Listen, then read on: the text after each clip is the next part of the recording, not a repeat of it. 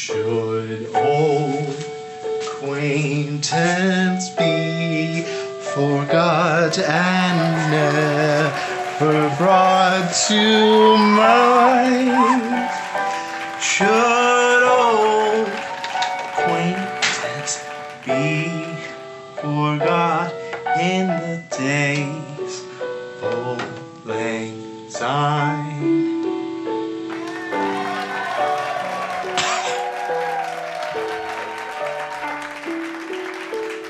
For all lang syne, my dear, for all lang syne, we'll drink a cup of kindness yet for the sake of lang syne.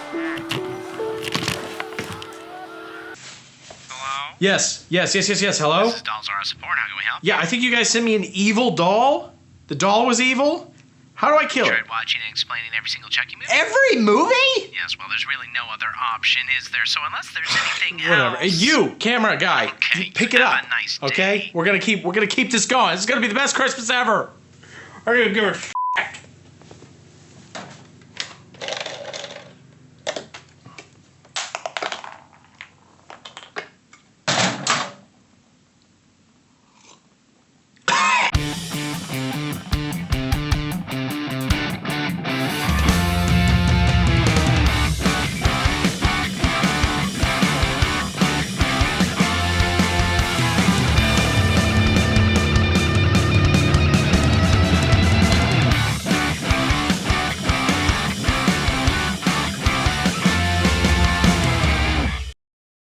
Chucky wants to watch the 9 o'clock news. Well, guess I'm gonna have to watch all the Child's Play movies to figure out how to kill that thing, but Hey! Did you know that the first Child's Play was directed by Spider-Man? Is that why it's called Child's Play? Because that's how easy directing is for him? Spider. My God, think of all the amazing angles he was able to get with his ability to climb walls. Amazing. He must have been super young when this came out, because it's clearly set in the American 1980s. I mean, dudes are just running up and down the streets, shooting at each other. 80s were dark times, I've heard, or I saw on Stranger Things. They had a whole upside down world. Oh my God. Anyway, turns out the shooty guys are criminals and cops. Corporate needs you to find the differences between this picture and this picture. And one criminal gets shot right in his butt. Don't break my butt! Which was standard police procedure in the American 1980s. And technically it still is, but their aim has gotten way worse now that they're not allowed to be on cocaine as much. So they're shooting everything but butts. But the butt shot guy's partner leaves him behind because really, as a criminal, if you don't have your full butt, what do you have? You think any of those dudes in Ocean's 11 had only half a butt? Think again.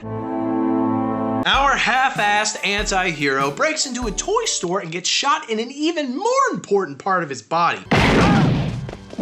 Criminal-wise. Oh, God, I'm dying. But actually, it's fine because he knocks over some dolls and speaks voodoo words over one of them.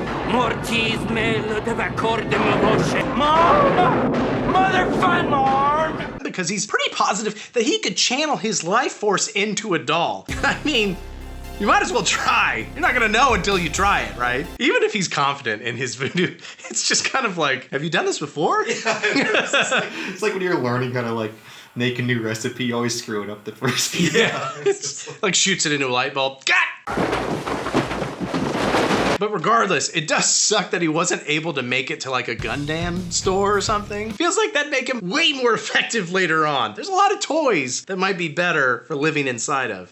Stop deflecting! Wait, could he transfer himself into a gun? I mean, a doll has no muscles or ligaments, so spoiler alert, it clearly moves around by magic. So maybe he could, I don't know, like float as a gun? Just floating through the world, shooting people, and when someone tries to stop you, you sue them for violating your Second Amendment rights? I mean, there's a lot to think about. But for now, he merely summons lightning from heaven and explodes the ever-loving shit out of the toy store.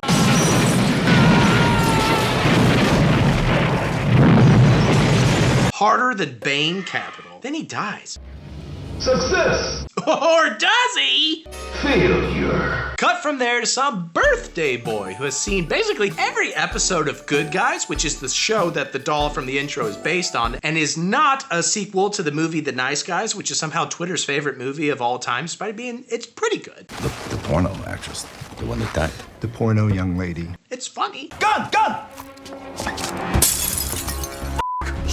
But shut up! There are other movies. But anyway. I saw this one. This kid so craves novelty that he appears willing to completely OD himself on terrible breakfast foods.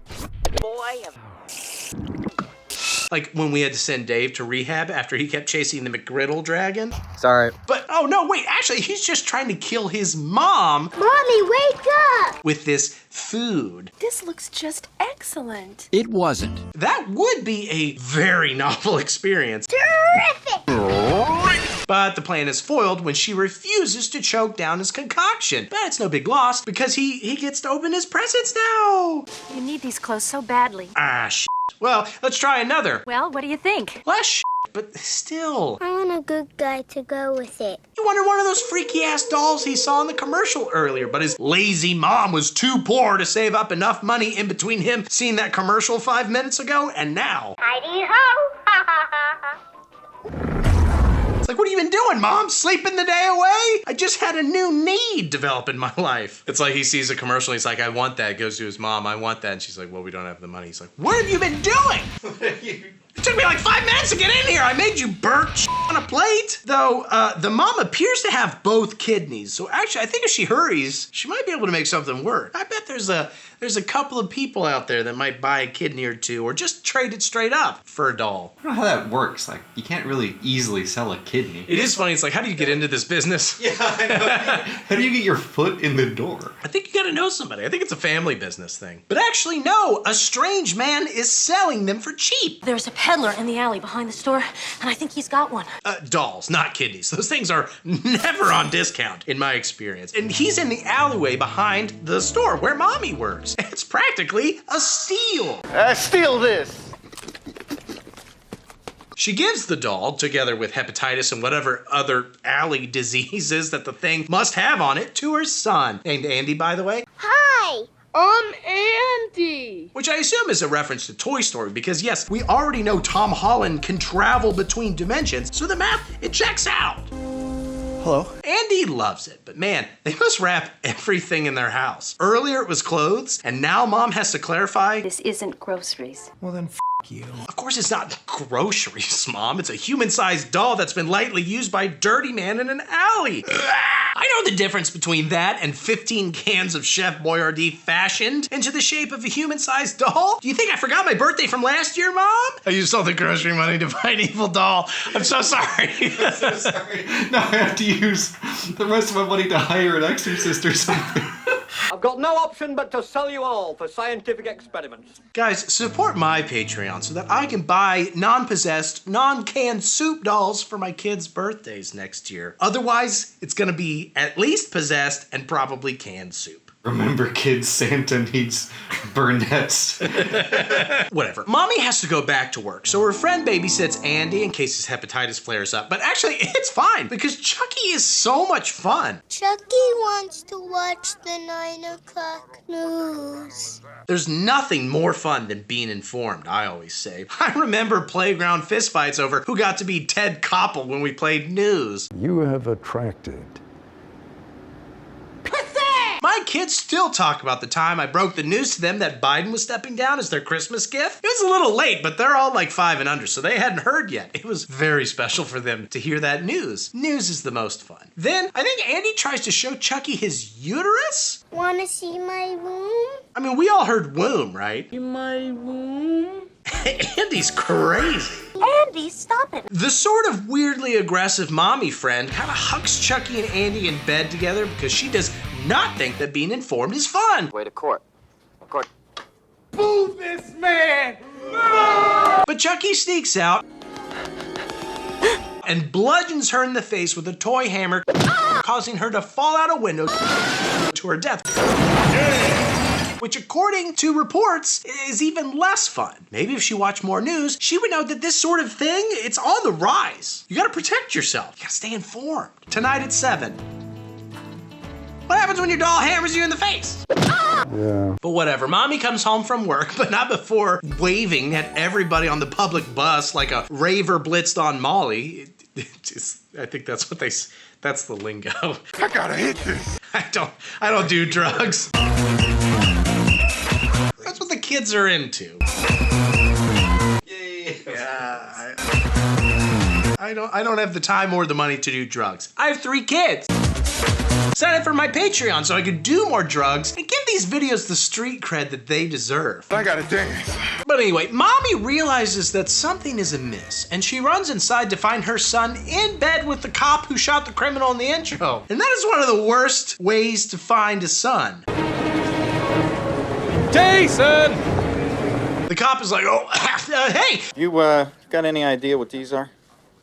Look at these sugar footprints on the counter. You think your son did that? And she's like, I don't know, and I don't care. but you should. Like, your friend was ostensibly murdered in your house. Aren't you at least a little bit curious? Was it Ant-Man? A homicidal raccoon? Famed serial killer Dave Baby Feet Brown?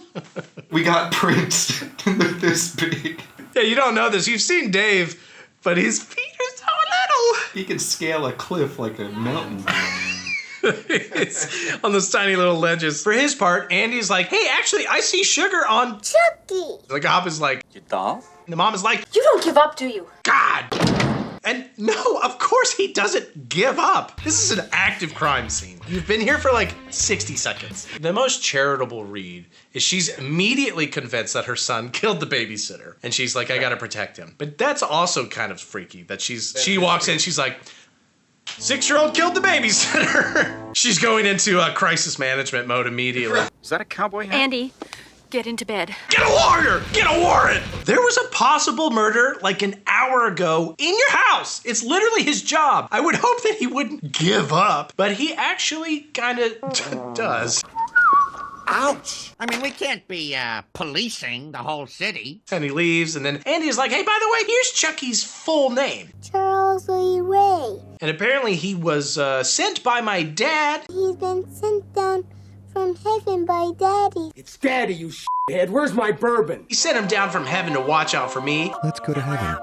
Wait, what are you doing? Stop. And also your friend, Mom. Aunt Maggie was a real bitch and got what she deserved. From the mouth of babes come very filthy words. You damn nipple. And like heresy, to be honest. And then when Mommy gets mad, Andy uses the same defense that I always use when I quote Dave. I didn't say it, Chucky did. I can literally say any horrible thing I want as long as I say Dave said it, which he did. I'm not pretending. Dave's the worst. He says all those things. He's made of plastic and stuffing. The next day, Andy lugs his huge-ass, freaky-ass doll to school where he probably won't get beaten to a pulp by every single kid in his class and probably 1 or 2 of the teachers, but he will still get in less trouble than the time that Dave tried to bring his doll to class. Oh, actually, never mind. He hops on a train and he goes to an abandoned house to take a tinkle. Wow, I guess the real monster in this movie and real life is a lack of public toilets in the US. I don't know if there was like a line at the school bathroom. Unfortunately, it just so happens that Chucky's former criminal associate is hiding out there, and Chucky sneaks in to take him out. It's worth noting that when the criminal fires his gun at Chucky, Andy runs towards the sound of gunshots. Always look for John C. That kid is a hero. Send him to Afghanistan. Hell, he probably already has PTSD from this insane explosion stemming from Chucky rigging his stove. If you ask me how many massive practical effects explosions that are as impressive as anything Marvel's done in the last 15 years were in the first Chucky movie, I don't think I would have said 2 in the first 40 minutes. Which isn't a lot, but it's weird that it happened twice, right? They killed an actual building for this shot. For a Chucky movie. How do we get back there? It's not a good movie, but it's good explosions.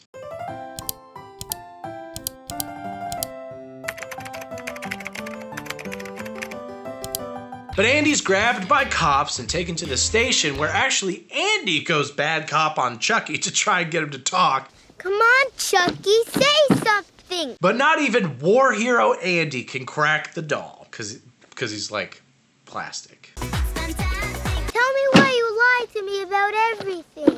So they lock Andy up for a while, since obviously the 6-year-old exploded an entire building on top of a wanted criminal, and because they're the Chicago Police Department, and they have a spotty record. Mommy takes Chucky home so she can bad cop him. All right, then I'm gonna make you talk. Baby, I'll do anything you want. And that also doesn't work because Chucky has clearly gone through the Navy SEAL anti-torture training that every doll is subjected to before being approved by the Consumer Product Safety Commission. And I mean, how are you gonna rip out Chucky's little fingernails when he doesn't even have any? I mean, use your brain, Karen. She does, though, inadvertently learn, crap. They never put the included batteries inside the damn thing. And yet it's been saying at least pre-scripted lines. The doll's been running on Satan Whispers this whole time! Although I think we should focus more on how considerate it was of the dirty alley man to leave the batteries in the clearly open box. May it bring you and your kid a lot of joy, huh? I mean, I take back half the bad things I said about alley perverts. I'm sorry, Dave. Mommy has another go at her prisoner.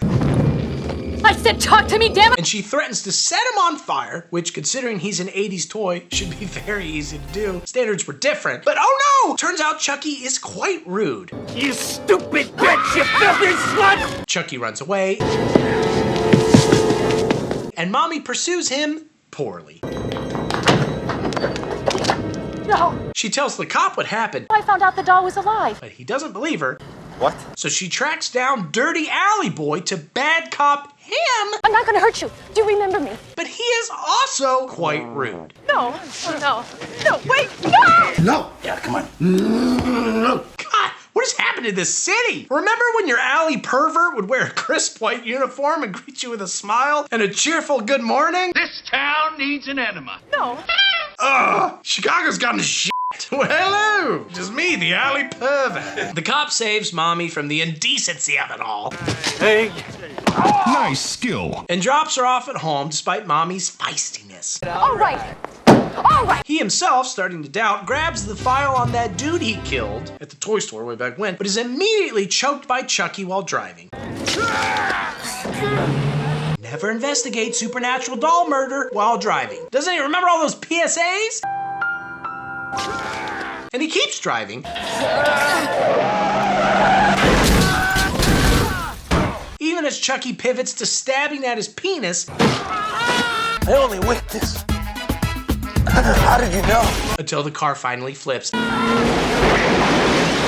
again, where is this level of stunt work in modern movies? I guess it's easier when one of your main characters is a literal doll. Hi, Mikey! So Chucky runs straight to a voodoo guy. Hi! You remember how there used to be like 2 on every block? Ugh, better days. And he's like, what the hell, man? Why does it hurt when I get shot? And why is that, John? I assumed that it wouldn't, as if it makes any sense to have literally any assumptions about what should and should not happen if you transfer your soul into a doll. But to be fair, the voodoo guy has an answer. You're turning human. What? Okay, hold on. So you can transfer your soul into anything and it will eventually become human flesh? Voodoo magic, man. Can we use this to grow internal organs for transplants? Like, dude, you shouldn't be killing people. You should be in Stockholm collecting your Nobel Prize in medicine. But anyway, Voodoo Man refuses to help Chucky because he's like, you totally perverted my power for evil. You're an abomination. I'm like, what is your power for exactly? Is there a heroic way for a career criminal to swap their soul into a doll? Like, how is this supposed to go? Run away! Run away! He doesn't answer. So Chucky breaks the arms on the guy's voodoo doll of himself. Like, my guy, don't make a voodoo doll for yourself. Shouldn't tell your customers where you hide things like this. It's like if a vampire had a garlic garden. It's a bit untidy. Literally, the only application I can think of for that is some sort of convoluted voodoo sex thing. Otherwise, it's all for torture, right? EA Sports. It's in the... No, asshole. We're done with your movies. But Chucky doesn't use the doll for convoluted voodoo sex things because, as we've established, he's very rude.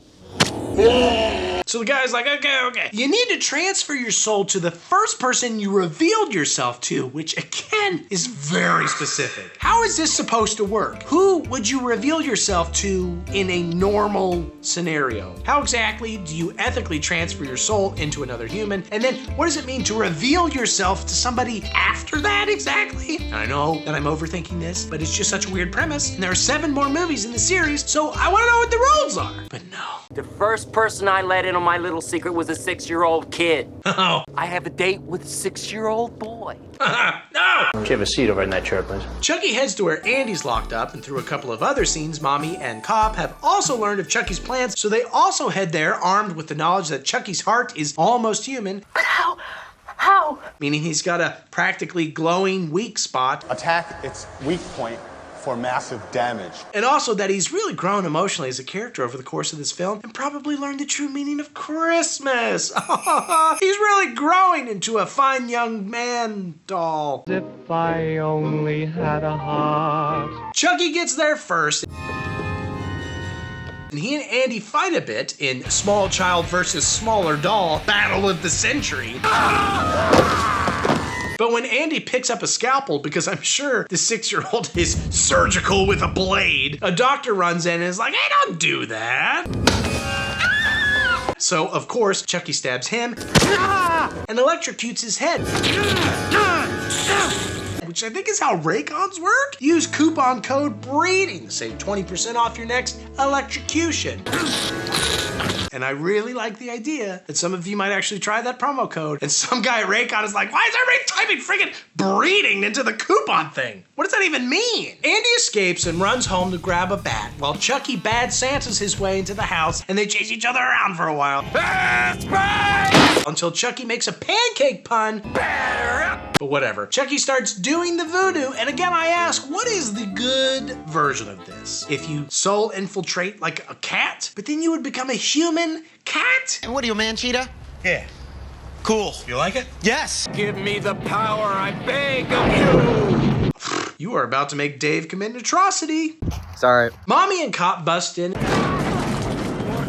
and fight the doll a bit in what's now being called the true Battle of the Century.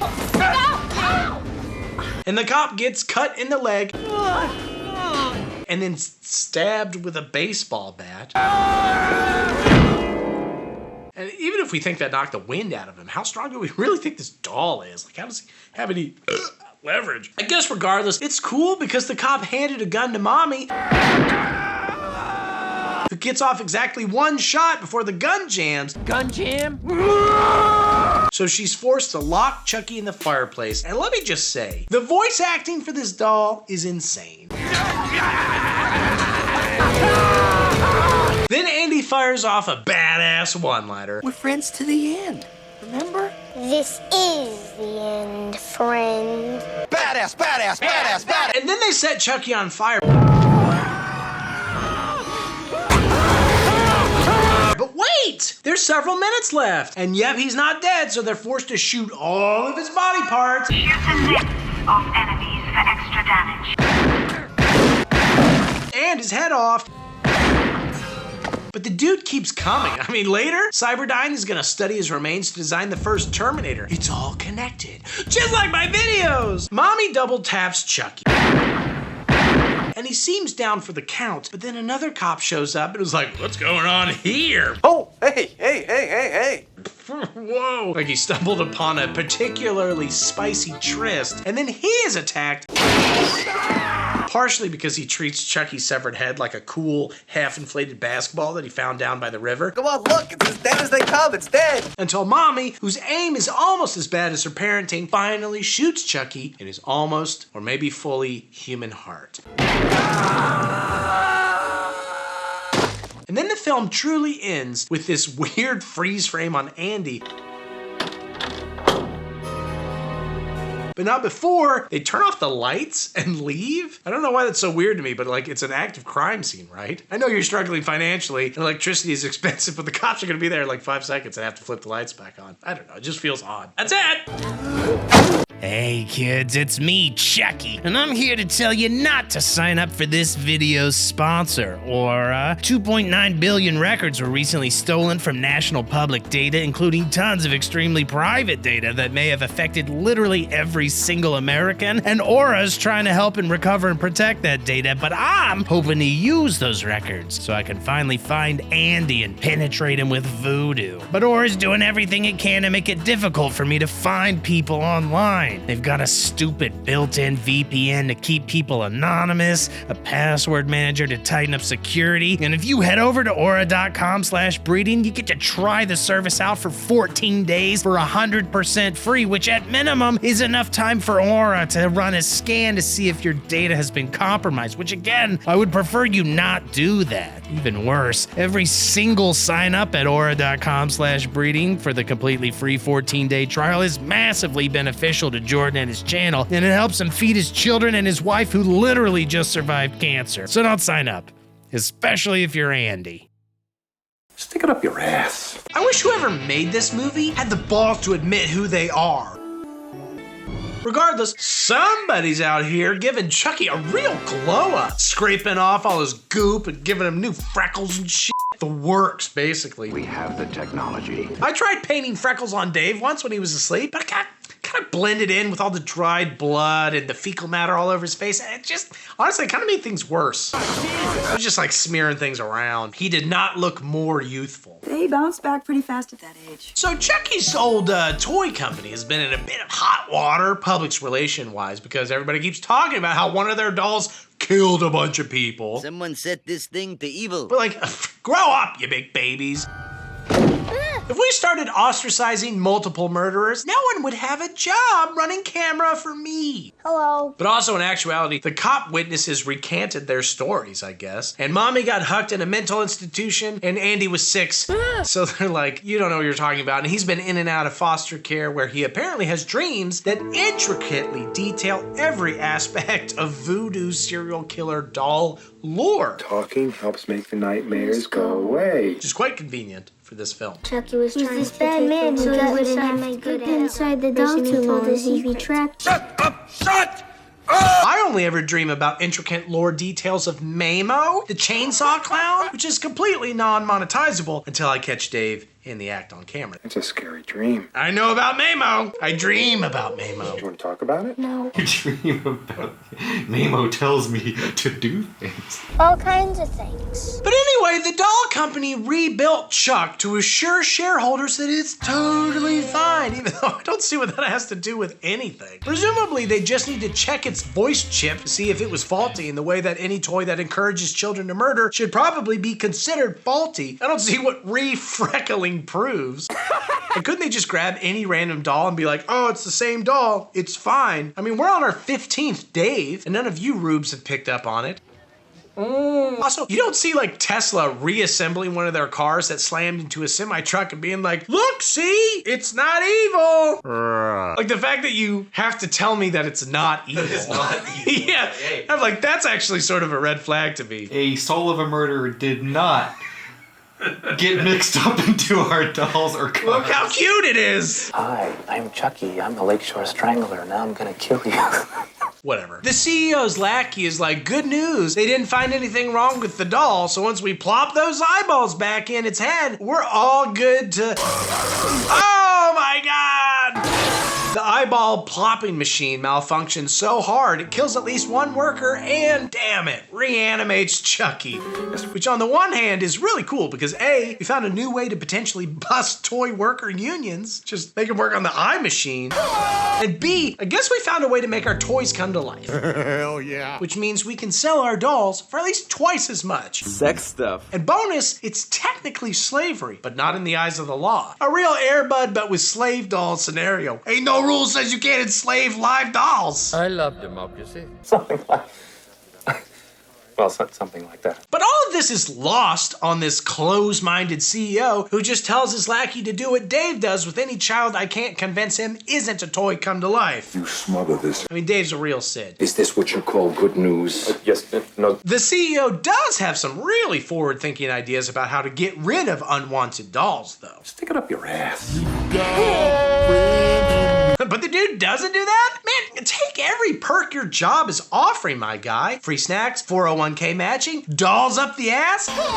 They're not your friend. Take the perks. Use me. The like 3 times I went to Crack's offices in Brooklyn, I ate snacks all day. And I would fill my backpack up with snacks to take home to my kids and be like, yay, daddy went on a trip and he brought back tons of like mini Oreos.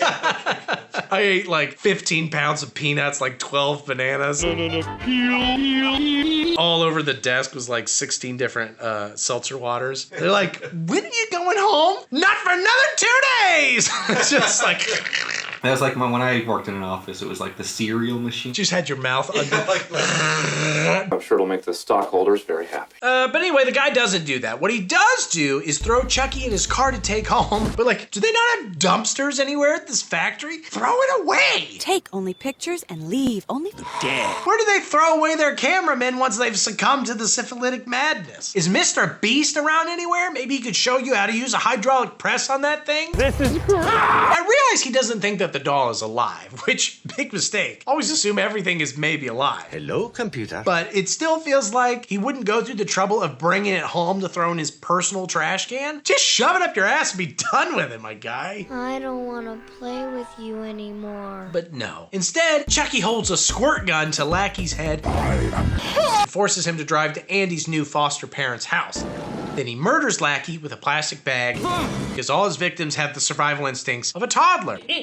Also, in my experience, this is a very difficult thing to do from within somebody's ass. I'm just saying, you're not gonna strangle me from inside of my ass. Challenge accepted. If he'd shoved him up there, he'd be fine. To infinity and beyond! Andy's new foster parents own an extremely kid-unfriendly house. First rule, don't touch the old stuff. And generally aren't super warm towards this traumatized child. Rule number 2, no running in the house. Like, dude, nobody forced you to foster this kid, I assume. You know, I gotta tell you, I'm not happy with this whole thing. But actually, it'll probably even out because the mom is a good cook, and Andy's favorite food shouldn't be too difficult to master. I like eggs. So one of those egg council creeps got to you too, huh? Also, he has a new foster sister named Kyle, who's cool and smokes ciggies and works and probably does put dolls in her butt. She's so cool, it takes Andy all of 5 seconds to be fully corrupted. I wanted to taste it. I hear you, buddy.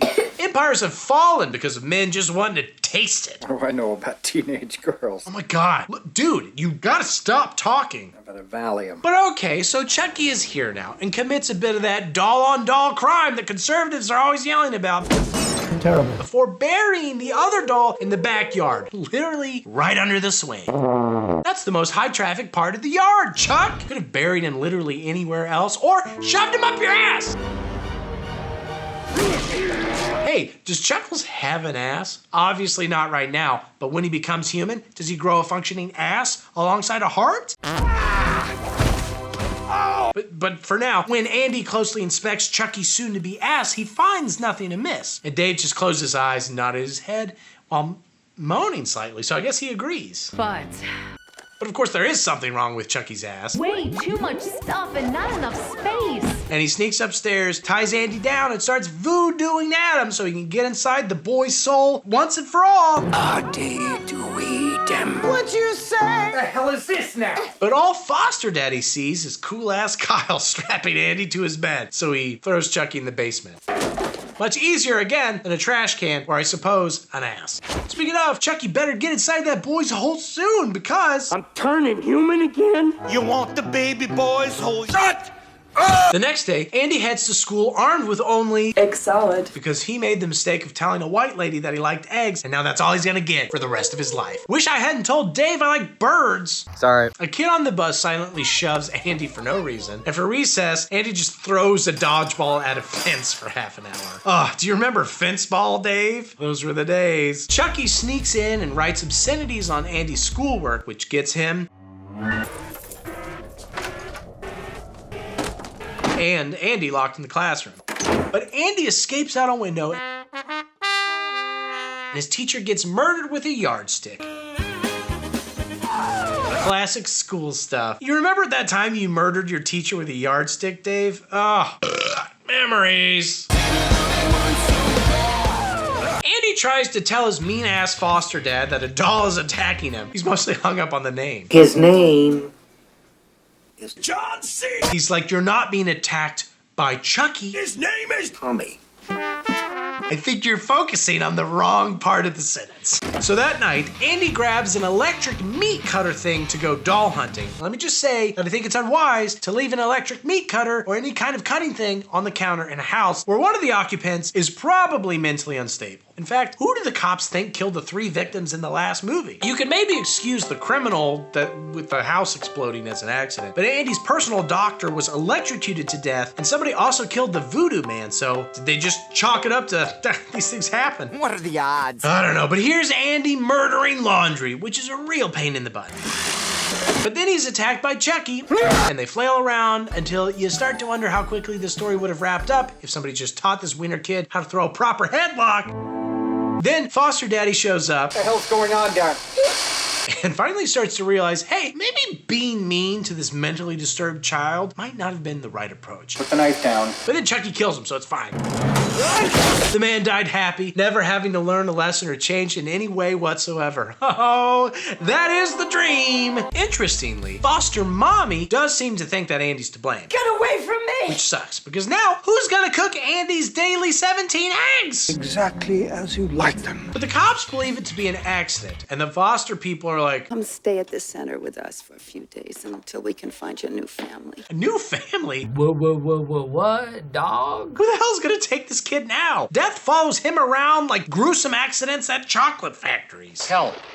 Police. Murder. Sad Kyle hucks Chucky in a trash can before sucking on a midnight swing ciggy.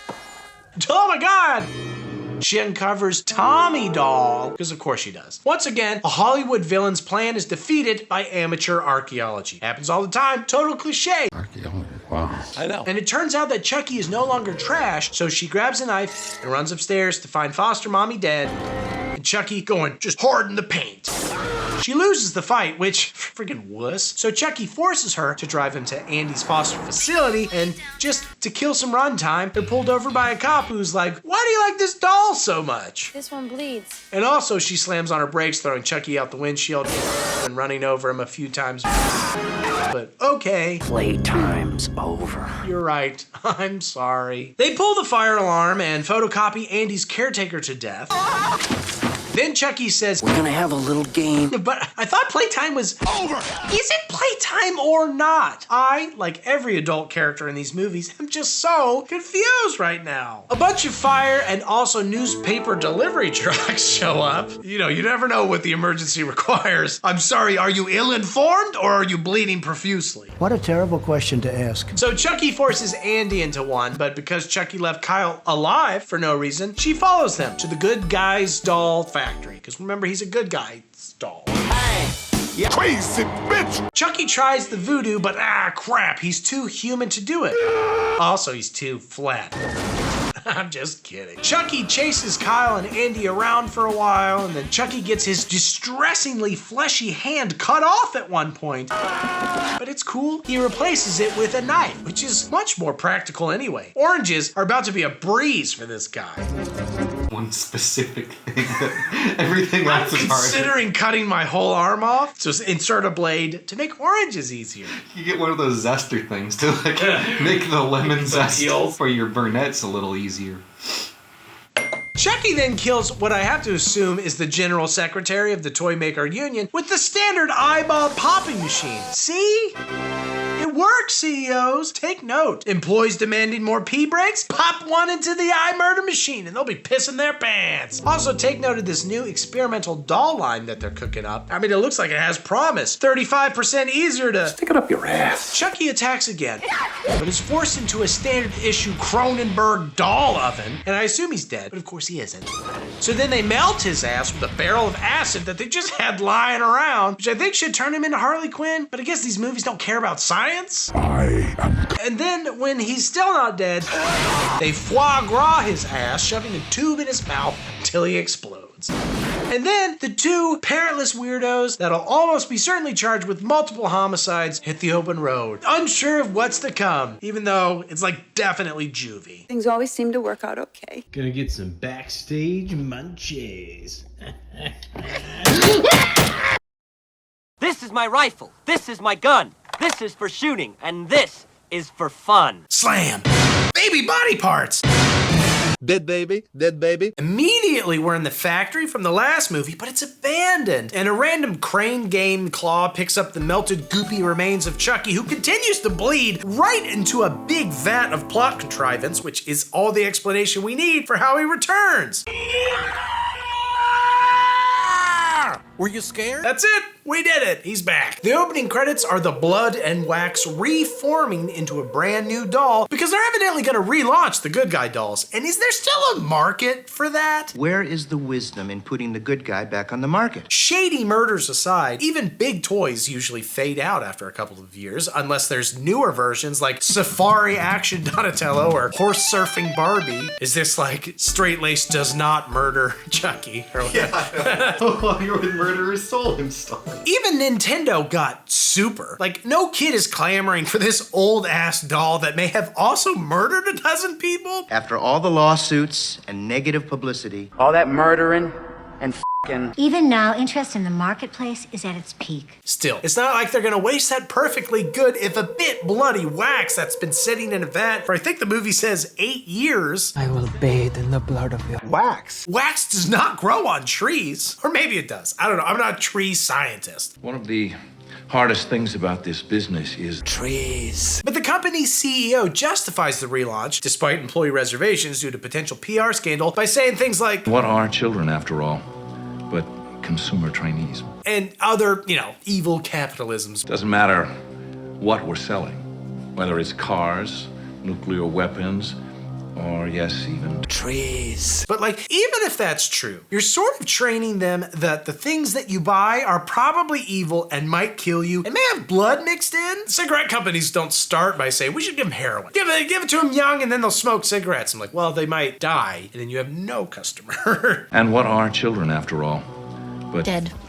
It just doesn't feel like a long-term play, but then again, since when has a corporation operated in the long-term interest of anything? Stares knowingly at camera. I died? Mr. Smart Boss CEO man works late and putts like a champ and is rewarded for all his big brain business acumen with a pre-release good guy doll that does sick, twisted like steal his remote.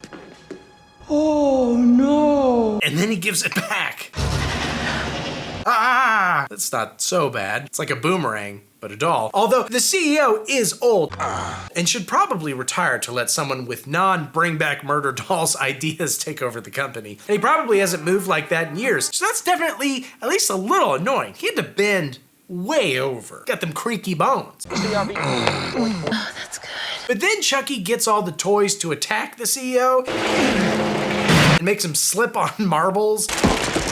And says what I always say to my wife when she asks what kind of meat I want for steak. Don't f*** with the Chuck. Apparently, I have high cholesterol. I rarely eat steak these days. I gotta get out of this goddamn body. Eventually, Chucky throws darts at the CEO and strangles him. But there are also at least 2 other unboxed good guy dolls there. Where the hell do they come from? I don't know. Chucky's like, hey, everything has literally reset again. Which means, yep, I once again need to find Andy and get inside that boy's hole. Where are you, you little shit? And where is that boy and his soul and his hole? Military school. His mom's still crazy, and Andy's still a bad kid to foster because he keeps forgetting the most important Bible verse. It's time to forget these fantasies of killer dolls. 1 Corinthians. First Presbyterian Church, Jamaica. Amen. First things first, he has to go to see the school's pervert barber. Always feels a little weird at first. Yes. Oh, yes. They get lightly scared by a commercial announcing the Good Guy doll relaunch that you would think might be delayed now, considering that the CEO was presumably found murdered in his office, surrounded by toys, including 2 Good Guy dolls. What are the odds? I know.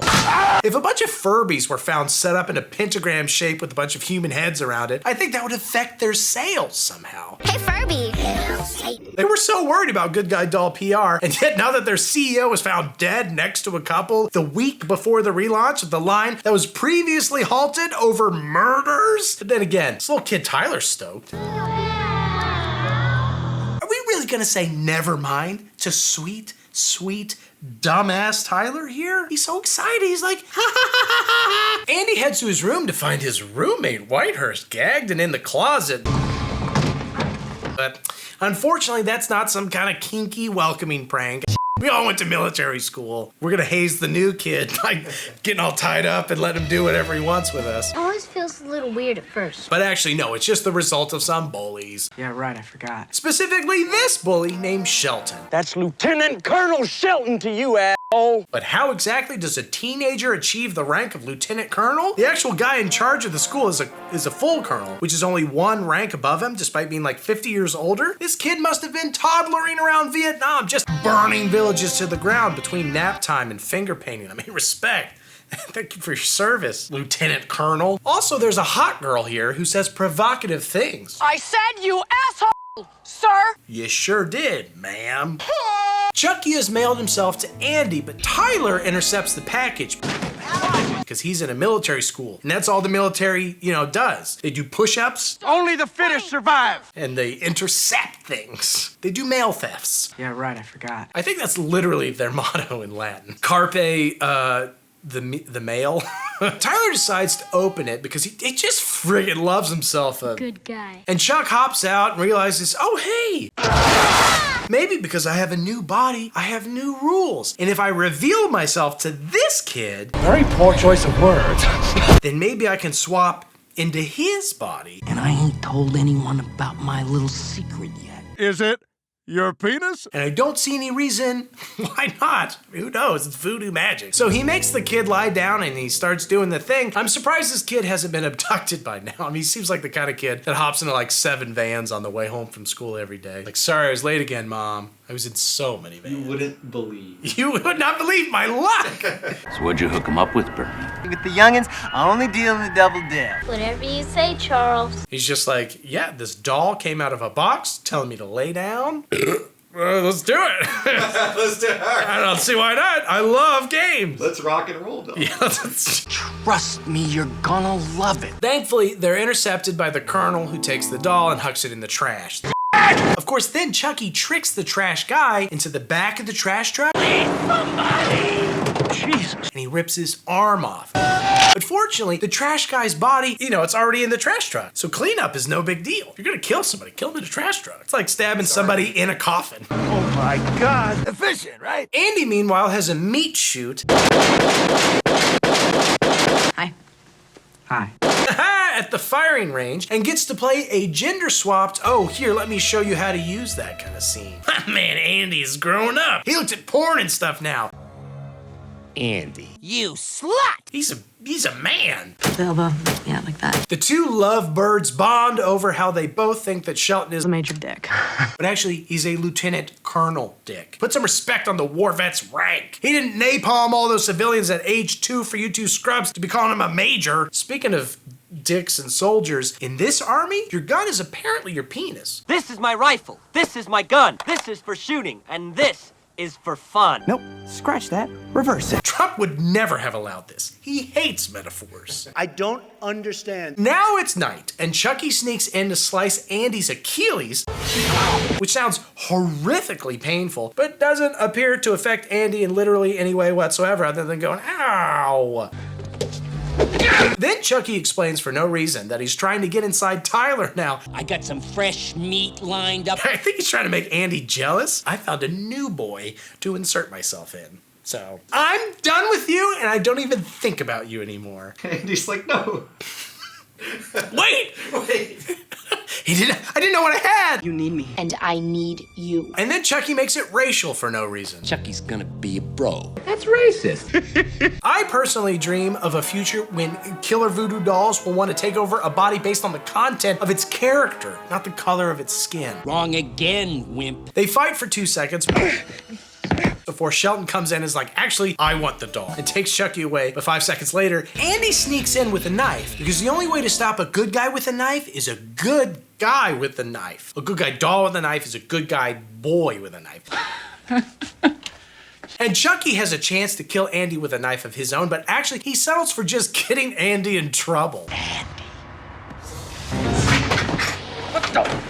Why are you trying to have sex with me? He's like, I could kill you, or I could make your social life hell. Because Shelton wakes up and is like, you bitch, you were trying to steal my doll. Where's the f***ing doll?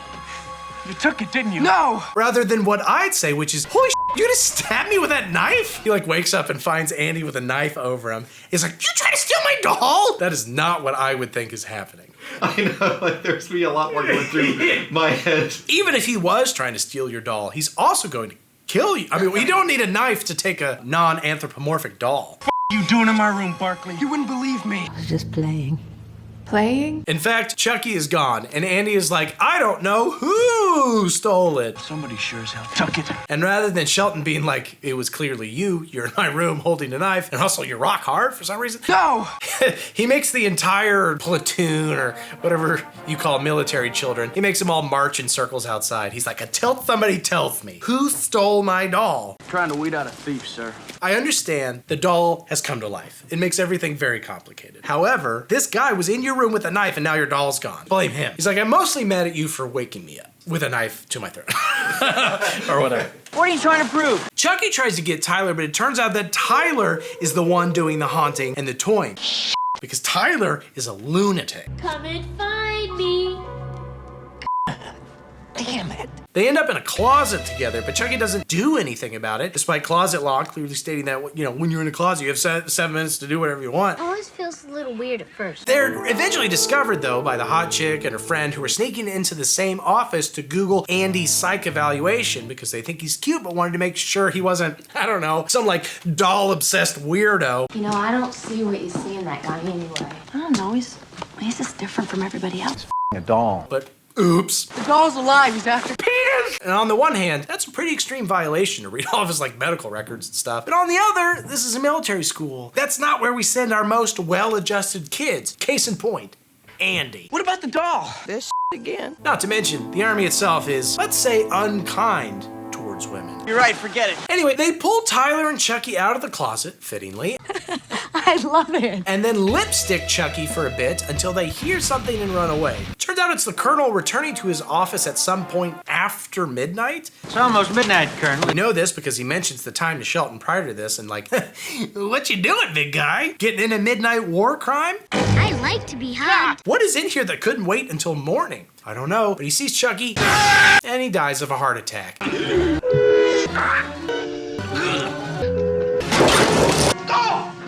Oh man, looks like Shelton's getting promoted. Colonel Dick, all right. The next day, the pervert barber finds Chucky hiding in his office, salon, pervert hair cave, and he decides to give the hairy guy a haircut. And POV, you're my balls every 6 months or so. And now POV, you're Dave's balls. Dave is wildly inaccurate and always drunk. It looks like a horror movie every time. Yes, I'm there every time. I don't get why that's the part you're hung up on, dude hired by YouTube to review this video to see if it's appropriate for sponsors. It's probably a good time to mention we're almost certainly demonetized. And also we have a Patreon. Please support our Patreon so we can afford Dave's balls medical bills. These videos just aren't enough by themselves. That's just how it goes, Oh yeah, we've all been there. Oh, also Whitehurst, like me, sees the aftermath, but unlike me, chooses to say nothing about it. I didn't see anything! I didn't see anything! Boo! What's wrong?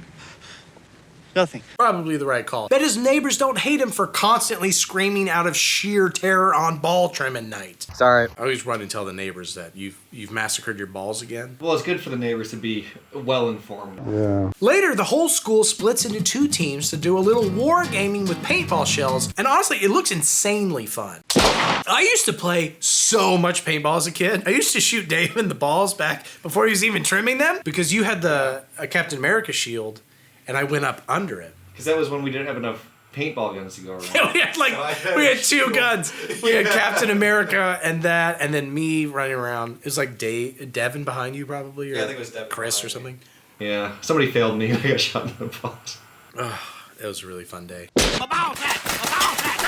But of course, Chucky swaps the paint out for real bullets because he's crazy. Now, I guess this is one of those military branches that just never inspects their guns, or, you know, the recent murders of faculty members the night before. Like, isn't the colonel dead somewhere? He not only would have wanted us to go on, he'd have ordered us to ignore the murderer. What is this? The Alec Baldwin Academy? I'm just kidding. I think he's probably innocent in that case. I don't know. This is why I don't talk about things even remotely relevant. Leave a comment if you like more relevant commentary or stories about Dave's mangled balls. You can only choose one. I can't choose. That night, despite war games and maybe evil sentient dolls or whatever, Andy and his lover, Tinker Tailor Soldier Spy, sneak off into the woods. Man, I really gotta get out of this body. Yeah, Chucky. As soon as you're in the body of that 8-year-old boy, ooh, things are gonna get crazy. It always feels a little weird at first. That body is 8 years old. Oh no. You're not gonna do nothing with that body. Come on, Andy. I want to show you something.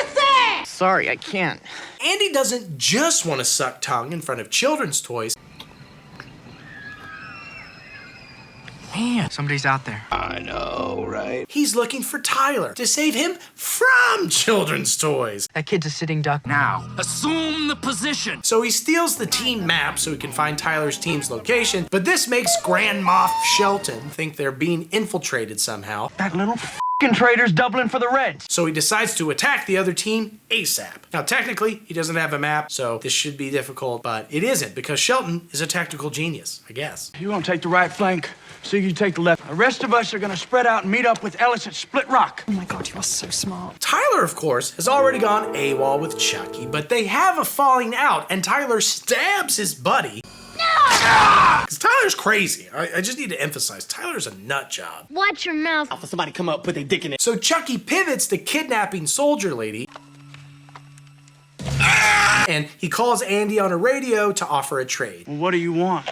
I want the kid. Then calls the red team somehow, even though there's seemingly no way he'd know their radio frequency. Red team, come in. And tricks them into attacking the blue team. Andy shows up for the trade with Tyler, and Chucky honors it. He just lets the girl go. But then, oh shit, they're attacked. Oh! And somebody on the red team kills Shelton for real. Oh no, he died. Like, with a real bullet. Now the school doesn't have a colonel of any kind. Both colonels down. 2 down. All right.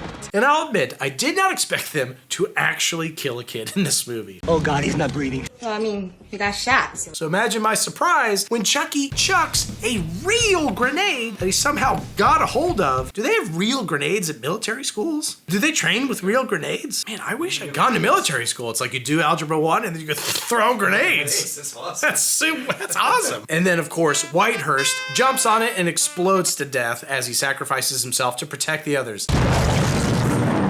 Oh no, he died. That's 2 dead kids in as many minutes. Not even Dave can manage a pace like that. Kids.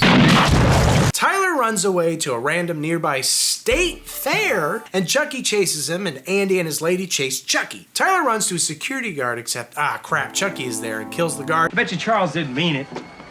I bet you he's really sorry. Grabs his gun and holds Tyler hostage, but it's fine because the guard had 2 guns, which is why everybody at the state fair called him Guard 2-Gun McGuardson. The last time I'm gonna tell you, give that thing a rest or you're out of here, both of you. So now Andy and his love are also packing major heat in this public place. He's got a gun! Oh, crap. Take it.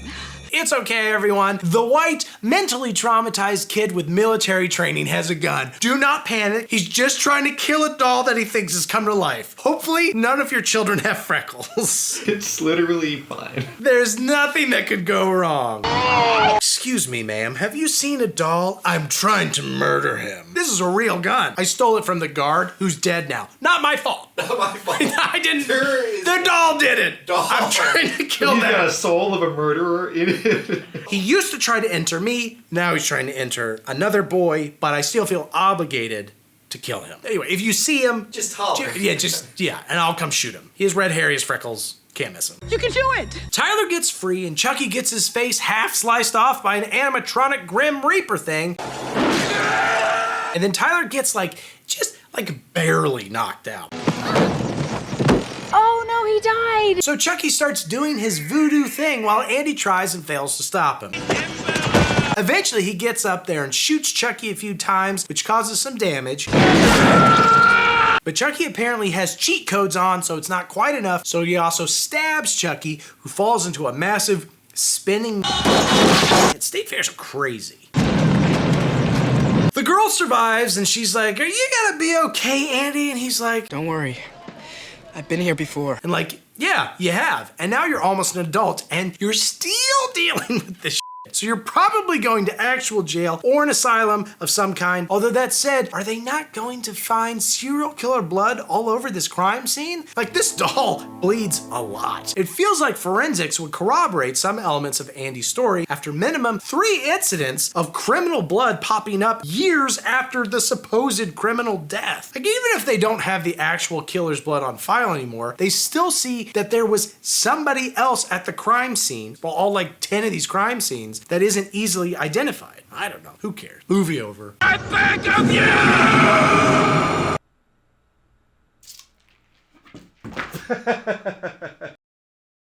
Rude fucking doll. Ugh. Creepy opening font. Also, a wet-ass American flag, which is the most patriotic type of flag. It's flying over a police precinct housing Jason Voorhees and Michael Myers evidence, which is basically like me inserting clips of John Cena and Ken Sagos. Where you hiding at, you burnt face pussy? Maybe if I insert it, they will come. Oh shoot, that's just a quote from the Field of Dreams porn parody that I made called Field of Creams. It's not a fantasy, Mark. They're real. If either of you actors are watching, I'd love to have you on the show. That's John Cena or Ken Sagos. If you insert it, they will come. Oh, thank you, ghost of Kevin Costner.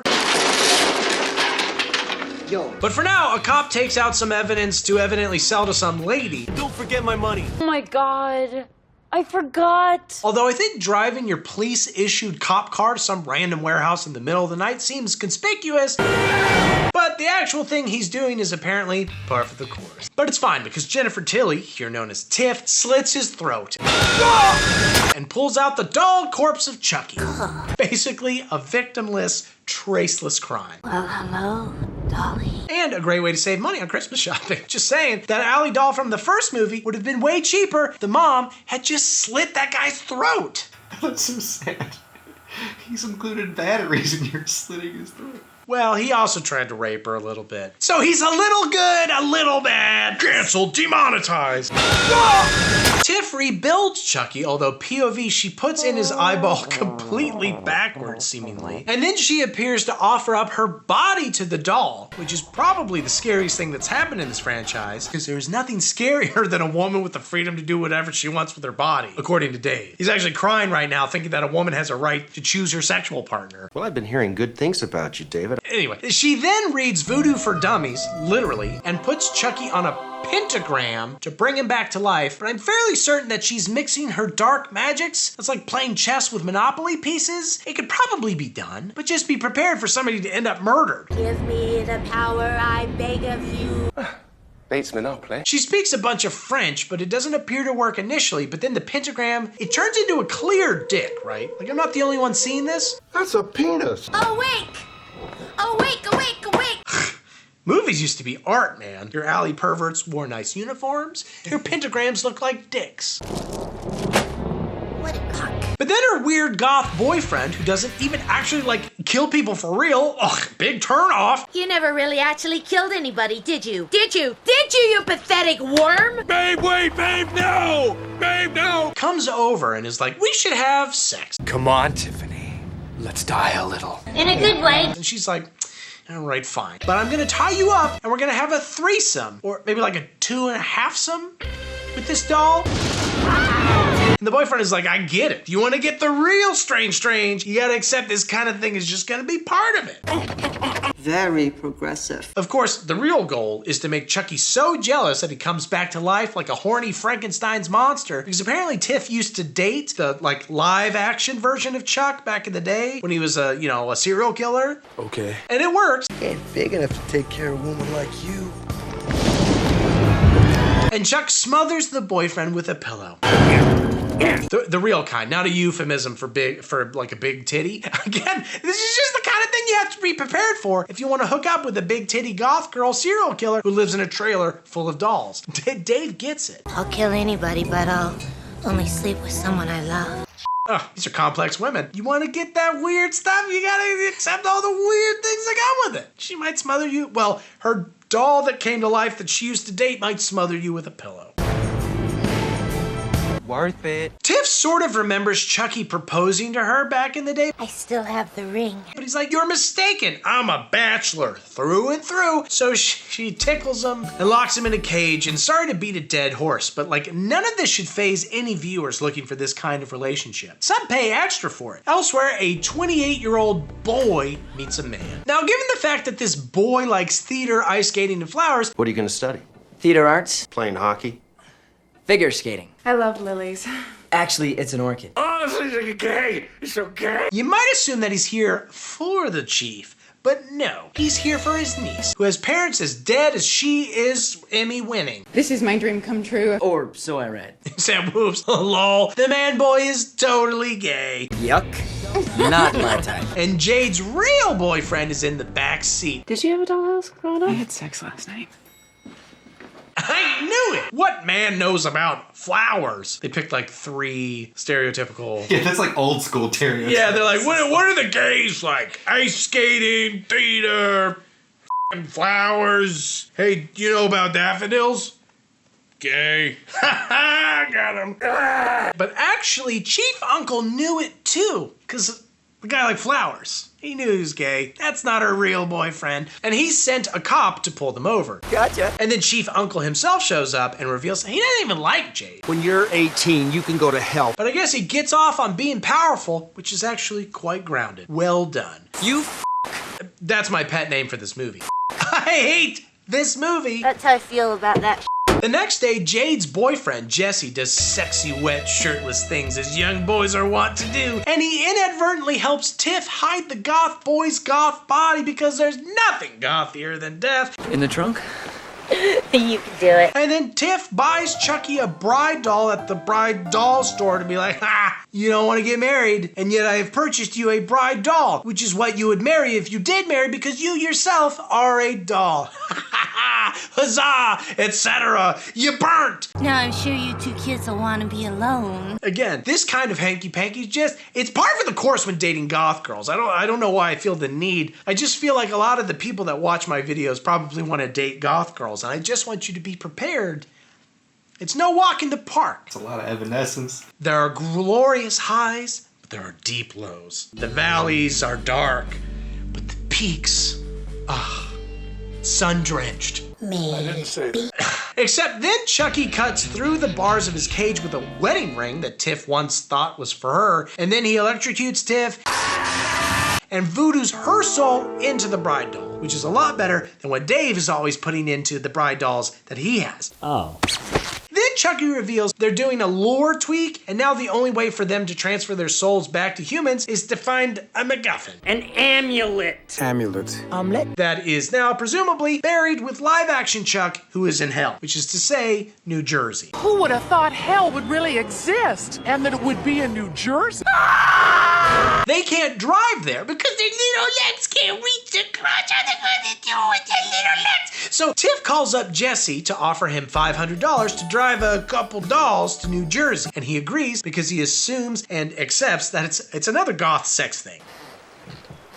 No. And Tiff does her makeup, Tiff the doll, and gets Chuck quite aroused, which, I mean, I know he's currently a doll. That doesn't automatically mean you're attracted to dolls. Although I guess Dave isn't even a doll, and yet. Little f***er. Jesse picks them up, throws them in his creepy van, and then goes to pick up Jade and propose to her. Marry me. What? Because he's got a lot of errands to run today. He's trying to get it all taken off his checklist.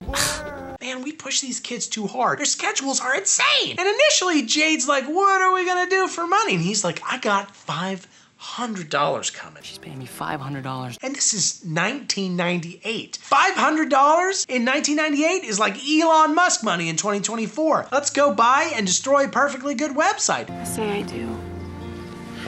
The happy couple run inside to grab Jade's clothes and I assume her N64 dowry or whatever, but Chief Uncle has snuck behind the van and intends to plant drugs because I guess he just doesn't have any real crimes to investigate or literally anything else going on in his life. Why does he hate his niece so freaking much? And he is, of course, immediately murdered by the dolls. Oh no! They hide the body in the van and everybody hits the road.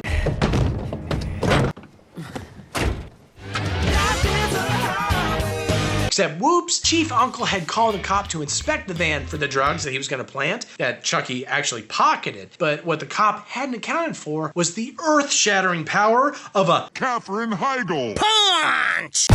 If she was literally anything besides a 20-year-old white girl with huge cans, she would be dead right now. But she's not. We're never gonna get away with this. So Chucky explodes the cop with a lighter and a t-shirt. Dude, f***ing doll. And the area descends into anarchy and they drive away. Because they're worried that they'll get blamed for it, which is good instincts. It is their fault probably, so they should go. We're gonna get away with this. They stop at a roadside wedding venue and get married real quick because a husband and wife can't be tried for the same crime. I'm pretty sure. I got the worst f***ing attorneys. The dumbass dolls wait in the van, and the movie randomly attempts to squeeze some pathos out of this doll-shaped mountain of ass. I'm sorry. For everything. I don't give a shit. I am so tired of looking at and listening to these dolls. We're not even halfway through the series, and I want to go full sit on them. Like, holy cow. Patient is prepped. Even the nail-faced cop comes back to life just so he can get out of this van or movie. And indeed, he is quickly stabbed back down to death. I envy him. God, I wish that was me. Stab me. Inside the honeymoon suite, another couple breaks in, steals our protagonist's single wallet, and then ironically dry hump on a water bed? Either dry hump on a dry bed or you wet hump on a wet bed. Is that the rule? I don't know. I was like, actually, that didn't sound very fun in either scenario. Come on, we're here. Let's make the best of it. Except then the dolls track them down and kill them with the ceiling mirror, which also apparently explodes their wet bed. I don't think I realized there's so much tension in a waterbed. Then we get a doll sex scene to make sure that I never make a bed wet ever again. I am puckered inside. It's internal now. There's no juices left. Look at me. I'm all rubber. Jade and Jesse both worry the other is a serial killer, and like, are we including my patients as victims? So they individually, simultaneously, both call their mutual gay best friend for advice. And he tells both of them to call the police. Are you sure? But neither of them do it because he's one of those friends that you vent to, but you don't actually take their advice, you know? Like how I'm happy to talk to Dave when channel views are low, but I'm not actually going to snort all the cocaine he always offers as advice. I'm sorry, your views are low. Can I offer you cocaine trying to make it better? You are going to love it. I don't think I can. Their gay best friend then actually shows up. And it's like, you're both innocent. Probably. Anyway. Hey, what's in this storage locker? Oh, the dead body of Chief Uncle? Never mind, you both did it. Both of you are wacko. I'm gonna grab this gun, hop out of the van, and just get obliterated by a truck on the side of the road as the dolls reveal that they're alive. And then he does that. Pull over now. Nobody move! He does exactly that. He's like Babe Ruth calling his shot over here. But gay. He's Gabe Ruth. Jesus Christ. Heroes get remembered, legends never die. They're chased by cops for 2 seconds before Chucky shoots them off the road. And it's revealed that Chuck, the serial killer's fingerprints have been showing up at crime scenes because I guess he's becoming human again. So the cops now intend to exhume his live-action body. And while I appreciate that they're sort of addressing what I was saying about him leaving evidence behind, that's the stupidest way to go about it. fingerprints? The entire point is that his external body has dramatically changed. He has toddler hands. The size alone should be throwing them off. It should be blood. Or maybe it should be jizz, right, Dave? They had a sex scene earlier. Maybe, he didn't mop up. It's that fun to kind of think about? Maybe he's a sloppy lover. Look at me. It's not actually fun to think about. Though we're going to much more later. And in fact, at this point, I'd rather be the owners of this RV that the crew steals than the owner of my eyes, which are watching this movie. What? Jesse and Jade trick the dolls into some light domestic violence because, haha, that's funny. What are you doing? Isn't it funny to think about spousal abuse? Oh, hilarious. And for what? For a man who doesn't appreciate me. That's very funny. And then they crash the RV. This causes Tiff to get very badly burned, which sucks, I guess, but like a goth girl doll having sex with another equally atomically incorrect serial killer doll, I feel nothing, because how could I? Have you ever rubbed two pieces of plastic together? It smells awful and creates a fire. That's this movie and the sex they probably had. I'm all rubber. Anyway, the RV explodes, and Jesse leaps from the explosion, and Chucky grabs adult human-sized Jade hostage with his tiny child doll hands, and runs to his live-action grave with his tiny child doll legs, and then he kills the dude inexplicably digging it up in the middle of the night, and then forces Jade to grab his special amulet, though she struggles more than you'd expect. I tried, you f***ing midget! Whoa, Jade! Emmy rescinded! Jesse grabs Tiff hostage, forcing them into a really cool Mexican standoff situation. And both sides let their women go, but then Chucky hucks a knife in Jesse's back because Jesse didn't think to do the sensible thing and just start running forever. And then Jesse and Jade get tied up and they start doing the voodoo thing at them, but then Tiff changes her mind and stabs Chucky. Chucky gets knocked into his own grave, which is poetic.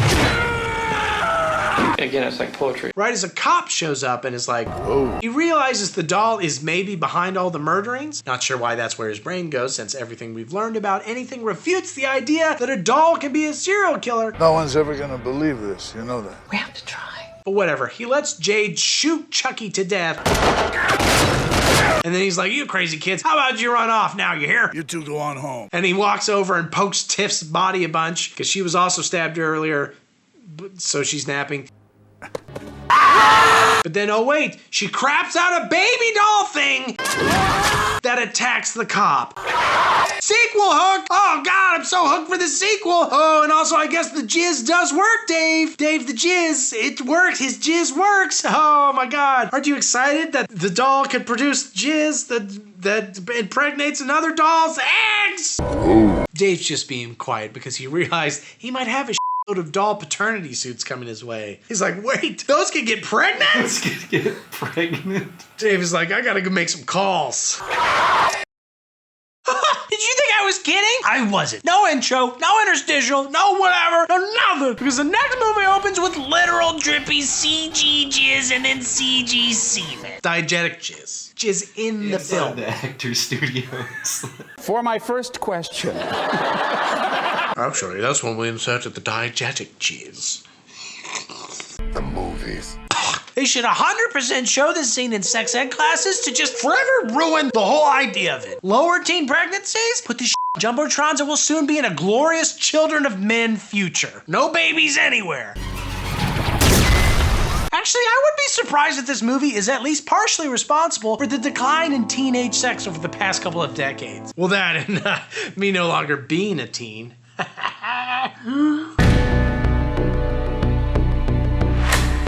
I didn't have sex until I was 23. But I inspired sex amongst my peers. They were like, wow. Whoa. Anyway. Good God. That said, I've had sex at least 3 times, so please support my Patreon to support the seeds of Jordan. Anyway, quick question. Why is Chucky's seed connected to a fallopian tube? What nutrients is it getting from its mother? Do they even eat? I doubt that fetuses can live off plastic. I don't know, but POV, you're getting unwrapped and insulted by a bunch of Brits, which is ironic. That's the ugliest thing I've ever seen in my whole life. British people insulting someone? Oh, glass castles much? I don't know.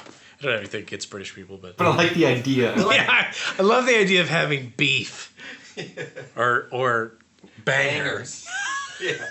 Yes. Who'd like a banger in the mouth? And then POV, you're hucked in a box, which you get out of course, and you grab a cake knife, still POV, and the robed fancy daddy picks you up and insults your Philistine ass for grabbing a cake knife instead of a stabbing knife. You are hideous. So you stab him. You can relinquish all your...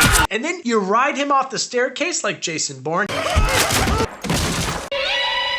even though the daughter clearly witnesses this, Got a bone to pick with you, young lady. she's not upset on account of being British and keeping calm and carrying on and whatnot. So you go after hot naked mommy, which finally took 5 movies. But we're here. We did it, Dave. Boobies in a Chucky movie. Oh, they said it couldn't happen. And by they, I do actually mean Dave, who's getting very upset. And the mommy is just as surprised as we are and actually kills herself because of her surprise. Again, ironic. Wait, Dave actually wrote a poem for this? Do you have that? R.I.P. Hot Mommy. You were very boobies. Love, Dave. I think it was R.I.P. Hot Mommy Movies, if I'm remembering correctly. You're right. I'm sorry. I didn't do it justice the way that Dave wrote it to be read. The poem says, R.I.P. Hot Mommy Boobies. You were very boobies. Sorry, that makes it rhyme. Before it didn't rhyme. It wasn't really a poem. Love, Dave. Woman! Whoa, man! I release you. Then the daughter finally confronts you, POV, and is like, You killed my mummy and daddy. And You're pissing your pants! You're pissing your pants! You're pissing your and for a second I'm like, whoa, is she talking to me? How did she know I'm actively pissing myself out of boredom and because my diaper stream that I got going on the other camera accounts for 90% of my annual revenue? You're pissing your pants! But no, this doll is literally pissing his pants, both in this dream that the cold open was and IRL. Wake up, you're pissing your pants! Where he is part of a weird-ass comedy ventriloquist act that's somehow worse than Jeff Dunham? It ain't even anatomically correct. That's very funny. What's with all the Jews? And the doll's name is literally Shitface. Which is dumb because Piss Pants was there for the taking. And he thinks he's an orphan discovered in a cemetery? And of course, I know that I'm Japanese. Guys, this is comedy. We have finally found the source of it. It's a serious condition. Cut to horny Santa in a cemetery of his own. Haha! I just made a new sentence never before uttered by man. You wait to see what Santa's bringing you, you naughty girl. 2 penises! And Santa's getting broken up with and dropping all his shit, which I've never really thought about. I mean, is the reason I don't get anything for Christmas anymore because Santa is depressed about his love life? Either way, I'm definitely gonna tell my kids that's the reason. Not that it's because internet jerks won't give me enough money to on my Patreon or sign up for channel membership, so we don't have money for the kids. So for Christmas. I spent it all on gin. Anyway, Santa's attacked by Mr. and Mrs. Chucky to death, and they're upset that he's not the real Santa. You're not real. And it turns out, twist, this is the set of a movie, and the dolls are fake. I mean, the dolls are always fake, but here they're even faker. Can you imagine if this was the moment I realized 5 movies in that this is not a documentary? The movie that they're making is based off the urban legend of Killer Chucky. And it stars the actress, Jennifer Tilly. Jennifer.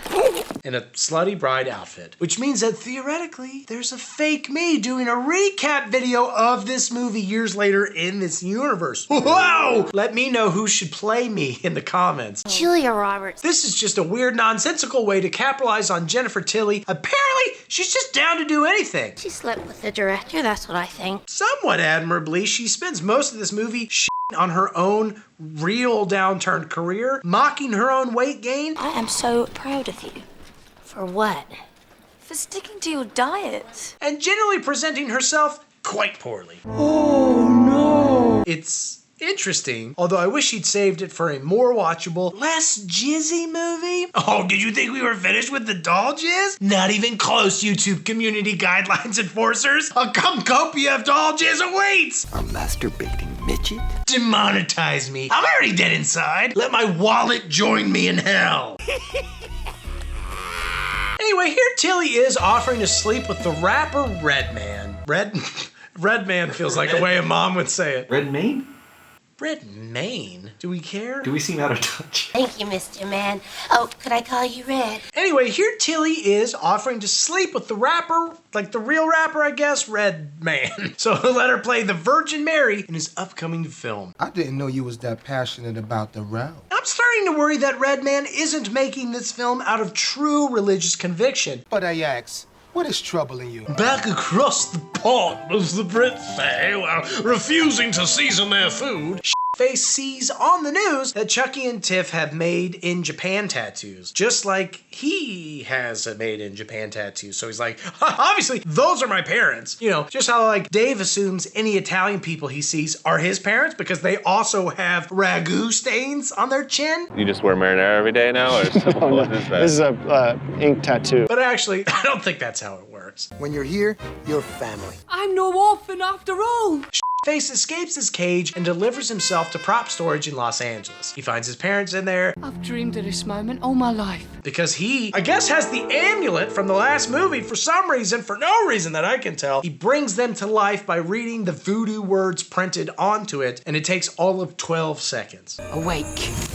I thought the magic was about transferring souls, not about bringing people back to life or dolls. And this instant, I don't even know why I bothered to mention it. We're in leprechaun territory now. Who the hell are you? Good question, movie. Face. Yeah, you're probably right. I should get shit-faced. Dave, do we happen to have Burnett's Gin lying around anywhere? Perfect. Burnett's Gin. It's cheap. It's not an official sponsor, but it's helping us get through this video. Amen. Also, this mug is for sale. The prop fixer guy shows up to fix Tiff because he thinks she's broken, but then they cut his head off, which breaks him, you know? You broke it. Like now they're gonna need a human fixer guy to glue that thing back on. Sometimes I feel like the glorified mechanic. Crying shame.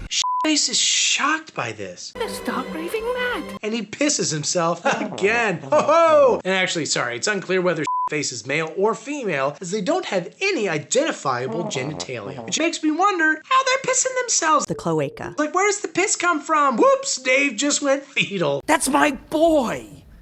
Yeah. But anyway, it's because of this that their parents name them both Glenn and Glenda, which is a reference to an Ed Wood's film about cross-dressing and transgender acceptance. Glenn? What kind of name is that for a girl? From now on, your name is Glinda. Thus, the strange case of Glenn, who was Glenda.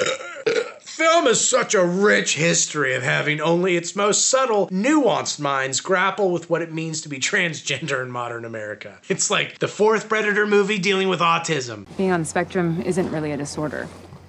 It's actually the next step in the evolutionary chain. Then Jennifer Tilly walks in and kisses the severed head on the floor.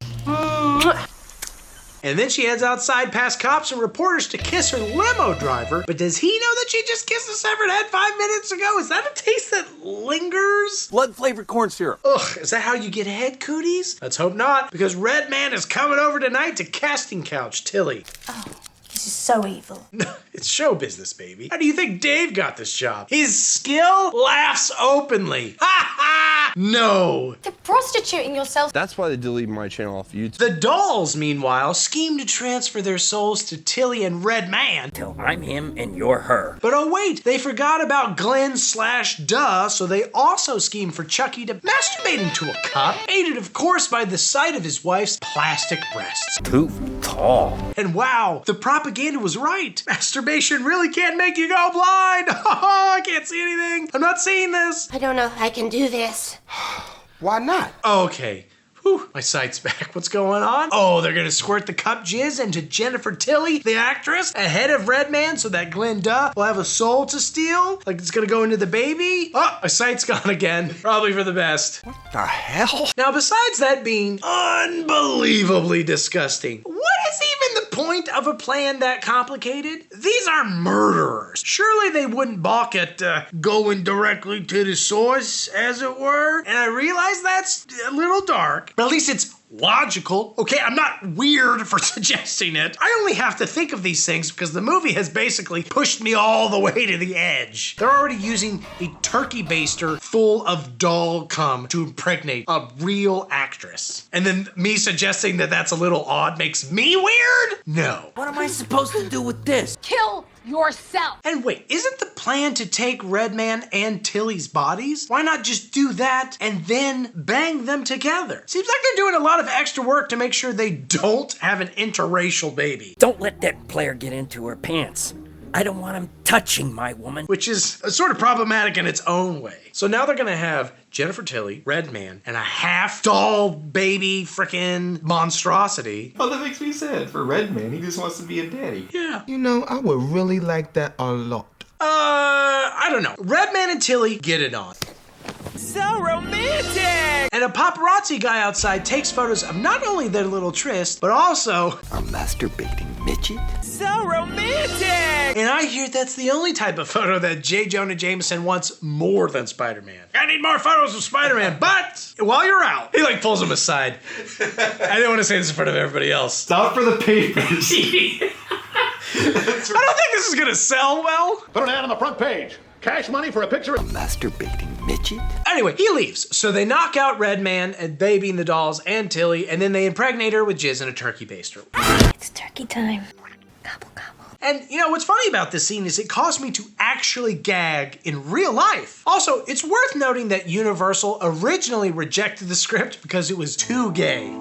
gay. It's so gay. Not the word I'd use. Anyway, Glenn/Duh and Daddy steal Redman's car because, oh, now they can drive. Thought we established they couldn't drive. Well, and maybe they're not very good at it because they run Britney Spears off the road to her explosive death. Because the director he knew that gag was gonna crush with the 11 drunk, half-lobotomized convicted felons who saw this in theaters. Oops, I did it again.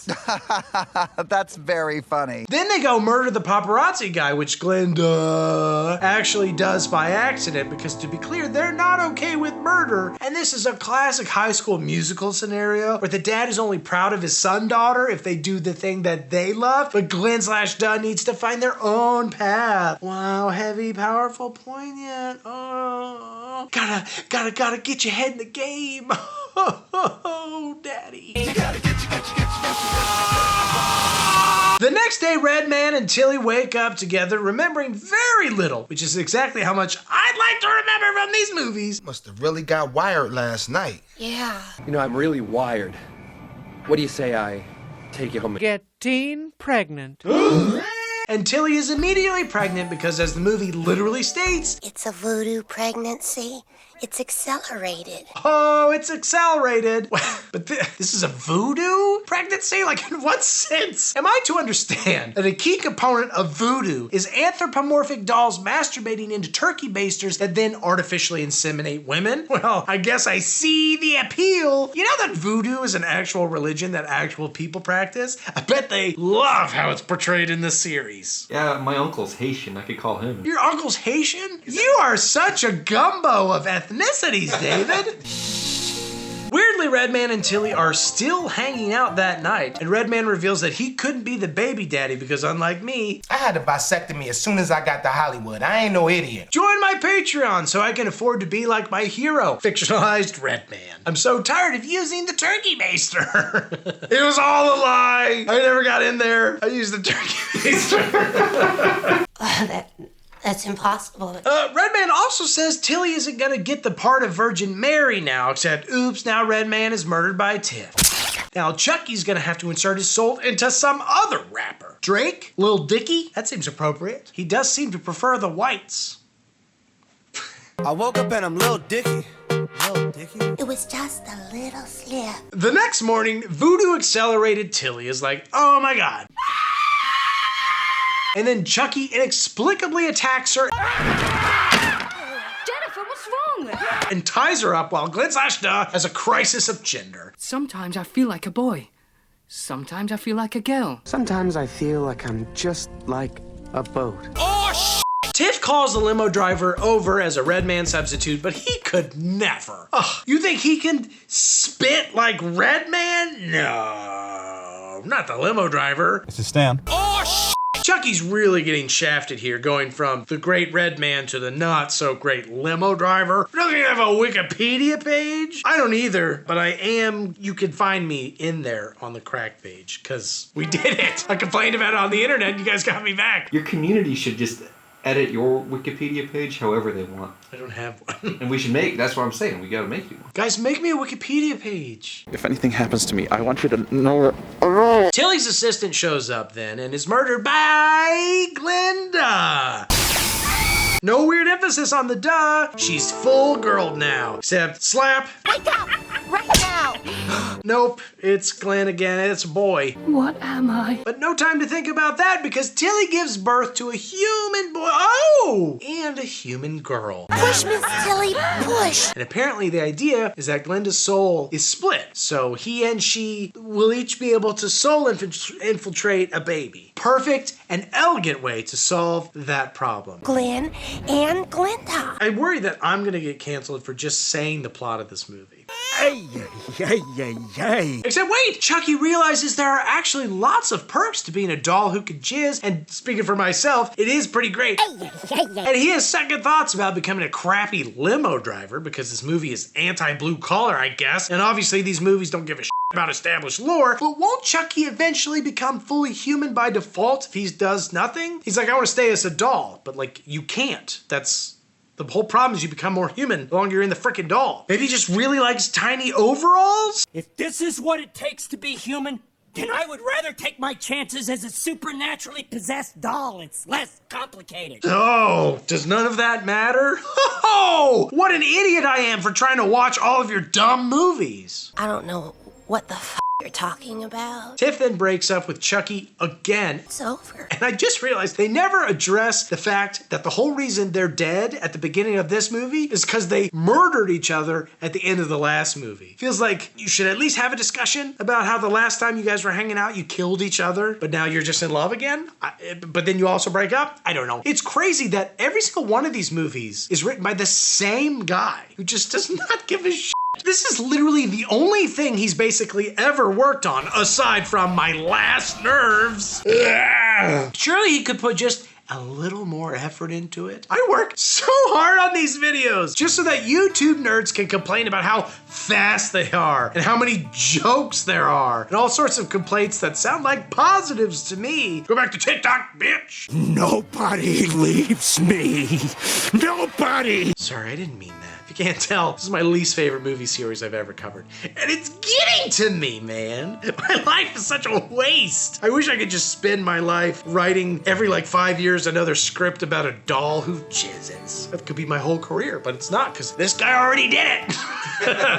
That door's closed. Get on with your life and your career. Jennifer Tilly is brought to the hospital and told she's probably insane and like, right behind you, Jennifer. But then Glenn and Mommy put something in her IV so she falls on the floor and Chucky breaks in with an axe and Tiff tries to voodoo Tilly, but she's axed in the head, forcing Glenn to go full Japanese. Arigato, Oka-san. He's made in Japan, if you remember, and so he kung fu's Chucky to death.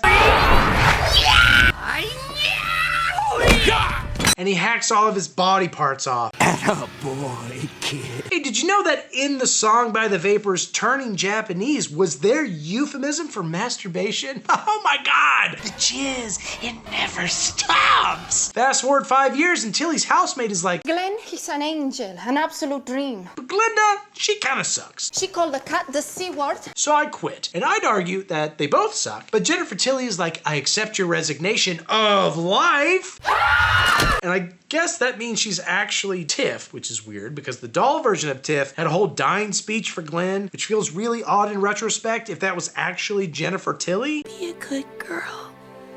Or boy. Also, it's not clear how any of this works. Whatever. Live action Glenn gets a present that's just a severed Chucky arm, which causes him to piss himself. Because apparently pissing yourself is like a soul thing. Like, it doesn't matter what's up with your body, pissing yourself is a corruption of who you are deep down. When you piss the bed, it's because you're broken inside. I tell my kids that every night. Video credits! Oh, let's be nostalgic for the movie we just watched. Oh, love that character. Oh, yeah. What a moment.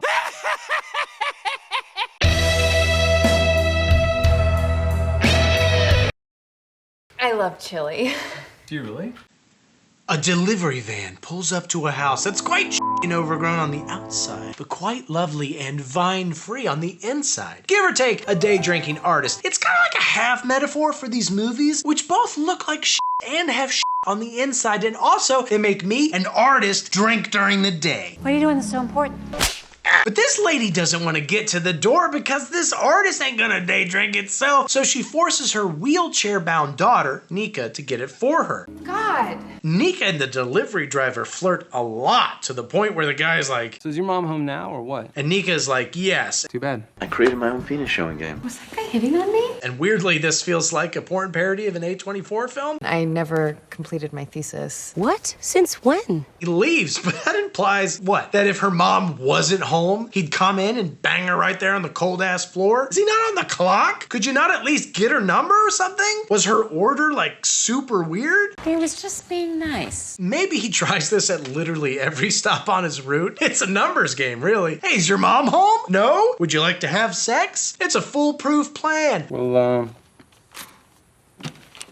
see you around. He doesn't ask for her number to follow up. He's like, I've met this very cute girl at this door. I want to come in and bang her on the floor, I guess. But I never want to see her again. You know what I mean? What is going on with this guy's life? The next stop is your mom home? No, but my dad is. Ah! This is the worst day ever! But also, it's a big house. You could probably find a room. I don't know. I feel like he gave up pretty quick. If I had advice for him. As a guy who goes door to door. I don't think guys got that. Nika is flattered by the whole encounter, but her mom gaslights her into thinking actually all delivery guys are like that. She's not special. I think she's implying that back in the day, she used to bang every delivery driver, so maybe she banged this delivery driver's delivery driver dad, and this is sort of a generational banging drama. I think that guy was hitting on me. Maybe I should go ask him out. Nika. He was gay. He's gay. Oh, honey, I just don't ever want to see you get hurt.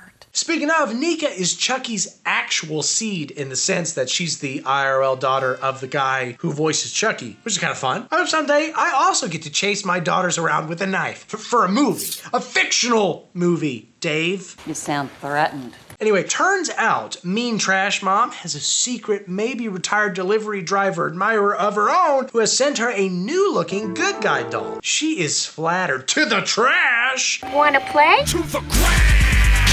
But then, that night, Nika is awoken by screaming and an apparently suicided mommy. So many things to throw on the ground. I actually think Chucky might have killed her, but I don't want to jump to any conclusions. Nika's sister and brother-in-law and niece, that's not one person, that's three different people, they show up for the funeral, which will be overseen by her former father. And by that I mean priest. You remember Father Frank? Oh, yeah, Daddy! I'm so very... Leather Daddy?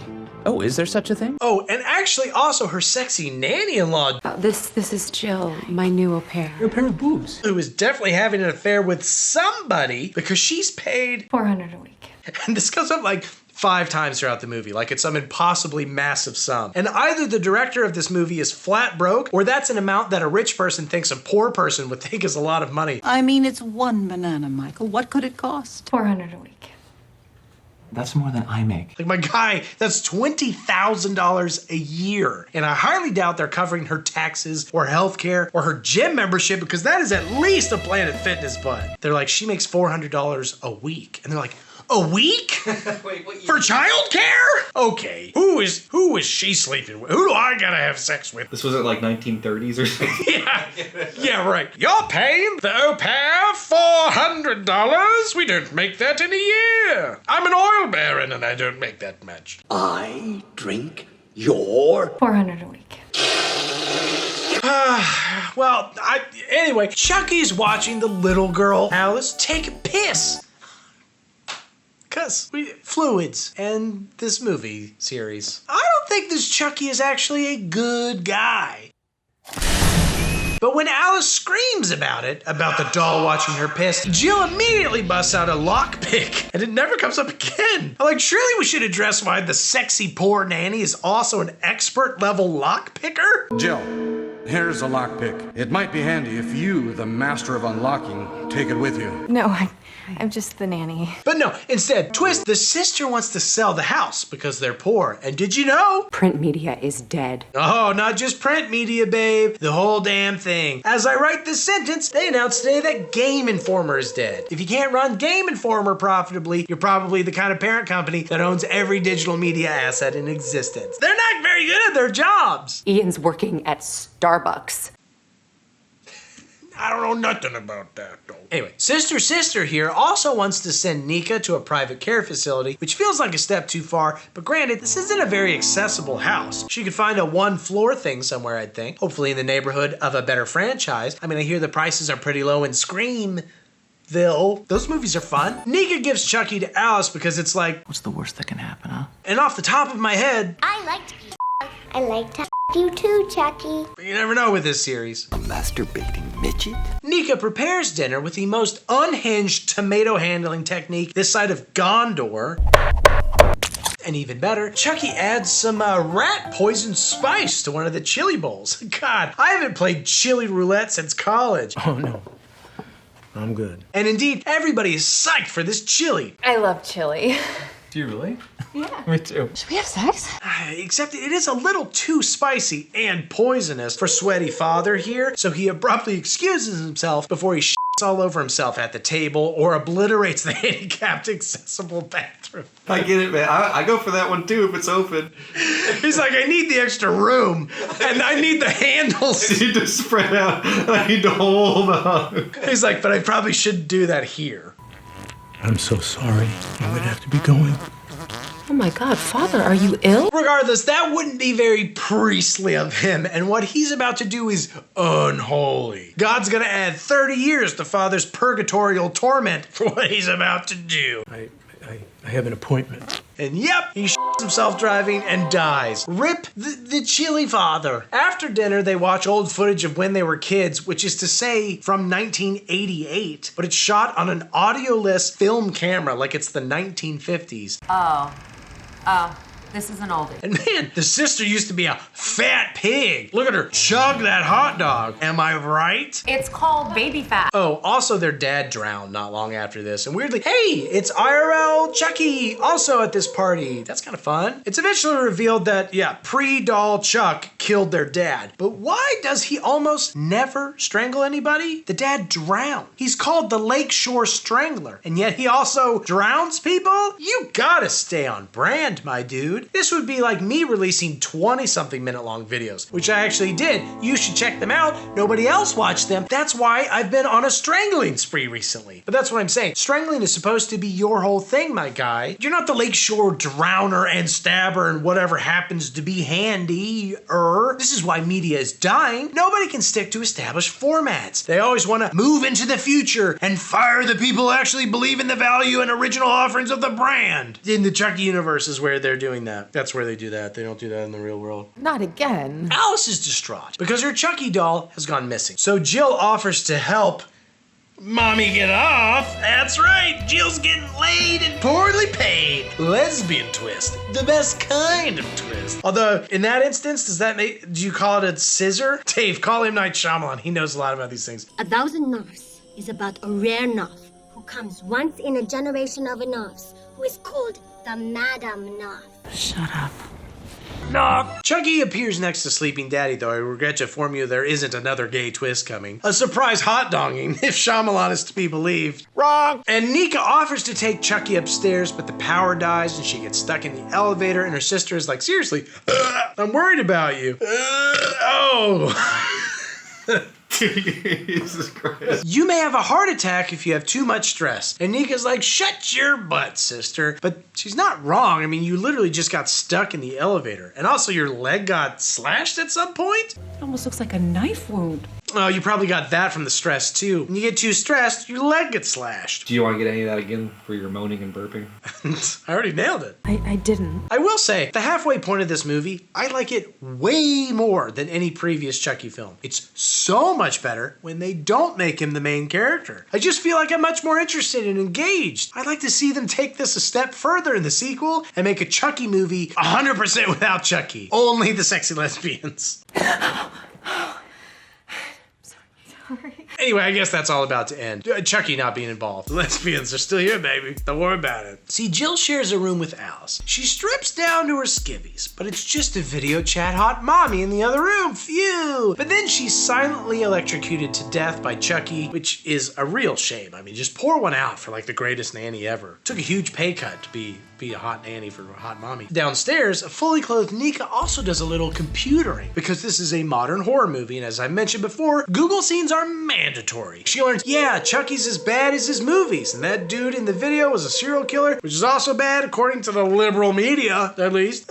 And again, the elevator is out, lending even more weight to her sister's argument. Back upstairs, Mommy's like, I'm gonna go check on Alice. Which is a weird euphemism for going to get your hoo-ha fully serviced, and the dad is like, yeah, I bet. By the way, I put a nanny cam in Chucky, so if you've been hooking up with our hot nanny, Well, come on, Barbie, paying her $400 a week to take care of our kid. or that hot doll, I'm gonna sell that shit on the internet and solve all our money problems. And she's like, you're crazy, Daddy. Don't try to implicate me in your sick fantasies, okay? She leaves but can't find Alice in her room, just the doll, so she scoops it up and wanders up to the attic where she realizes Chucky's smooth face has actually been painted over all the gnarly scars from the last couple movies. Which also explains the BBL he got. I mean, it's like if you're going in anyway, might as well get your butt lifted. Wait a second, you know about this? Well, I think that I know what's in this? Butt implants? But then Chucky wakes up and stress stabs her. But he probably shouldn't have let her peel his skin off first, like just in case he needs to go incognito, sponsored by Google again later. Now he looks way different. But I guess nobody else ever notices or cares besides Nika, who was already gonna notice and care. Anyway, she's at the bottom of the stairs where Chucky first rolls down an eyeball. And then a whole ass sister. I'm telling you, we gotta sell this house. It's a death trap in here. We'll take it. People be falling, elevators be breaking, mommies be jumping off balconies.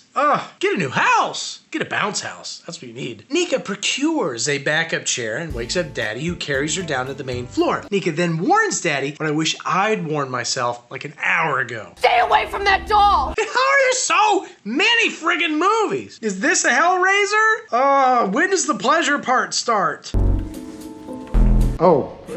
Right. Now she's in the garage, and Daddy runs upstairs to look for Alice, but Chucky starts the car to Midsummer Nika's ass. I know that this is weird.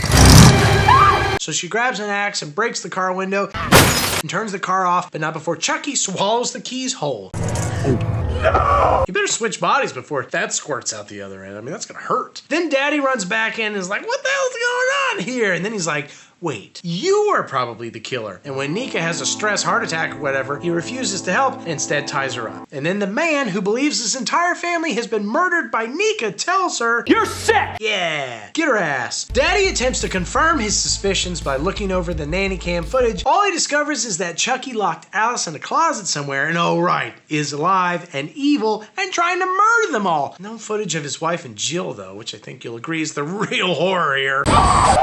Oops. Also, Chucky is actively wheelchair attacking him unconscious.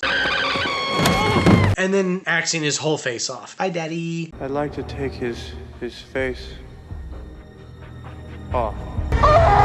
Chucky attacks Nika too, but checkmate, bitch. Her legs are like me after watching 6 of these movies. They don't feel nothing. So she grabs the axe and chops off his head. My turn. And then the two of them take a second to heal their various body parts, her leg, his head, before Chucky attacks again, pushing her off the inaccessible balcony to her not quite death. Chucky then reveals, yeah, he killed her dad, but also kidnapped her mom, and when the cops showed up, he stabbed her pregnant bump, which is, I guess, why Nika is paraplegic. Anyway, enjoy. And also, this was on the very same night that the first movie began, which is kind of fun. I mean, not for Nika, you know, being stabbed into paralysis, but for us, the viewers. I'm having so much fun. It isn't enough. It's a selfish attitude. And I kind of feel like this is information she would have known. Like, she never asked, hey mom, how did dad die? Or, hey mom, what caused me to be in a wheelchair? I mean, I've got 3 kids and a Dave. You know how many random questions they ask me during a given day? Even if she refused to tell her the truth, surely this would be a huge news stories that Nika could have Googled at any point before, like tonight, right? But actually instead, Nika's like, haha, you never killed Andy though. You're terrible at your job. 25 years must be the slowest murder in history. And this makes Chucky a bit insecure, and when the power comes on for a hot second, Nika crawls into the elevator cage and manages to wrestle the knife out of Chucky's hands by grabbing it by the blade, which personally, speaking just for me, I would not do. It's like she couldn't grab it with her thighs or something. They don't feel anything. So to speak. Of course, right about then, a cop shows up and is like, what the shit? But bravely, he does not shoot anyone in his confusion, and Nika gets sent to an institution for the criminally insane, where, hey, maybe she can share a room with Andy's mom. Oh, they'd have so much to talk about. And that very same cop grabs Chucky and calls somebody who he's gonna sell it to. And yeah, it's just Jennifer Tilly again, who slits his throat. Again, like the first cop. Again, it's like poetry, so if they rhyme. And we learn that she and Chucky have just been mailing him around to murder people for, I guess, like the past 10 years or so? That's a really inefficient way to do it. So, who's next? Me! No, pick me! And do they not have Tilly's fingerprints anywhere by now? She keeps slicing cops' throats for back seats. Feels like eventually somebody would figure it out. I don't know. But Chucky gets mailed to, oh right, Alice is still alive. And she's living with her grandma, I guess, on her dad's side. And I'm surprised nobody thinks that she's insane. I mean, her story corroborates Nika's, right? I mean, I guess they could say that she was tricked by Nika, and Nika is just an expert level puppeteer. The kid's like seeing the doll go around and murder stuff, but doesn't see that Nika, who is wheelchair bound, is like blah, blah, blah, blah, blah. Yeah, like dressed in all black. Yeah. Mommy and Daddy are dead. Auntie Nika killed them. Don't ever with your audience until the puppet becomes an extension of you. But actually, it's fine, because Chucky killed her grandma. Where's Grandma? In the cellar. And transfers his soul into Alice? But why? Is that legally allowed by voodoo? Is this another convoluted trans metaphor for no clear reason? Well, I hope Chucky learned something about himself, I guess. Oh wait! This movie is post-Marvel, meaning it has a post-credit stinger, and indeed, 6 months later, Chucky has been mailed again to Andy's literally retired ass. Except for whoops, he's ready for it, and he shoots Chucky in the head with a shotgun. Play with this. Which I assume is how Toy Story 5 will end for Woody. Andy! You got a friend in me. Except, wait, didn't we just see Chucky transfer his soul to Alice? Lover mercier de moi. Was this Alice? Why don't horror movies care about their own rules? Horror rules are fun. You guys are just idiots. Okay, actually, they sort of clear this up later, but you won't know that unless you watch an entire other movie, which I would not recommend you do, but I will do it because I'm brave. And because apparently this is my actual job now. Sign up for my Patreon. We also do channel memberships. Subscribe to my channel. Mail me a cheesecake. Make it worth it. Earn this. Earn it. Cheesecake is a good ass idea, dude. Yeah, I'm definitely coming.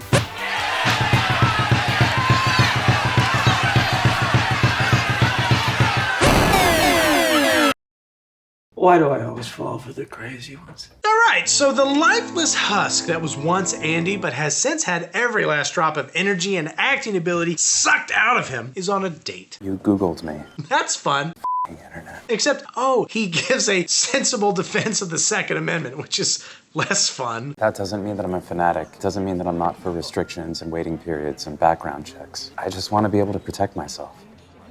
From what? A masturbating midget? To be fair, Chucky has been stopped by firearms more often than not, so Andy's experiences are a little different than regular folks. You have a very dark past. It's like how Dave has a garage full of salad dressing but has never eaten a vegetable in his life. Unfortunately, his date, like many of Dave's, has Googled him and is generally aware of his weird-ass past, and he's like, I was 6. yeah, and 8. You want to talk about it? No. And 16, and evidently 40 or whatever you were at the end of the last movie. So using math, I predict that Andy will be about 90 in the next sequel, where Chucky will kill him by forcing him to watch Skibbity Toilet or, whatever god-awful kids will be watching at that time. That's what the kids like, right? Skibbity Toilet? That's like this generation's version of our, like the Badger. No, it's this generation's version of The Godfather. Oh, excuse me. I was not showing respect to Skibbity Toilet. You come into my house on the day my daughter's to be married and you ask me to... She ends the date because she claims the whole being chased by a murderous doll for decades is too much for her at this time. She's got a lot going on. I get it. But I think it's actually because she hates the Second Amendment and how Thomas Jefferson used to go AR-15s akimbo and shoot British people by the wooden boatload. You simply must meet Thomas. It's because she's not a patriot. That's why she's breaking up with him. It is very funny to just open on a Second Amendment common sense defense or whatever. You're like, I guess get it out of the way early. Look, I've been thinking about this a lot, and I have nowhere else to put it because I literally only write Chucky movies. It's my right.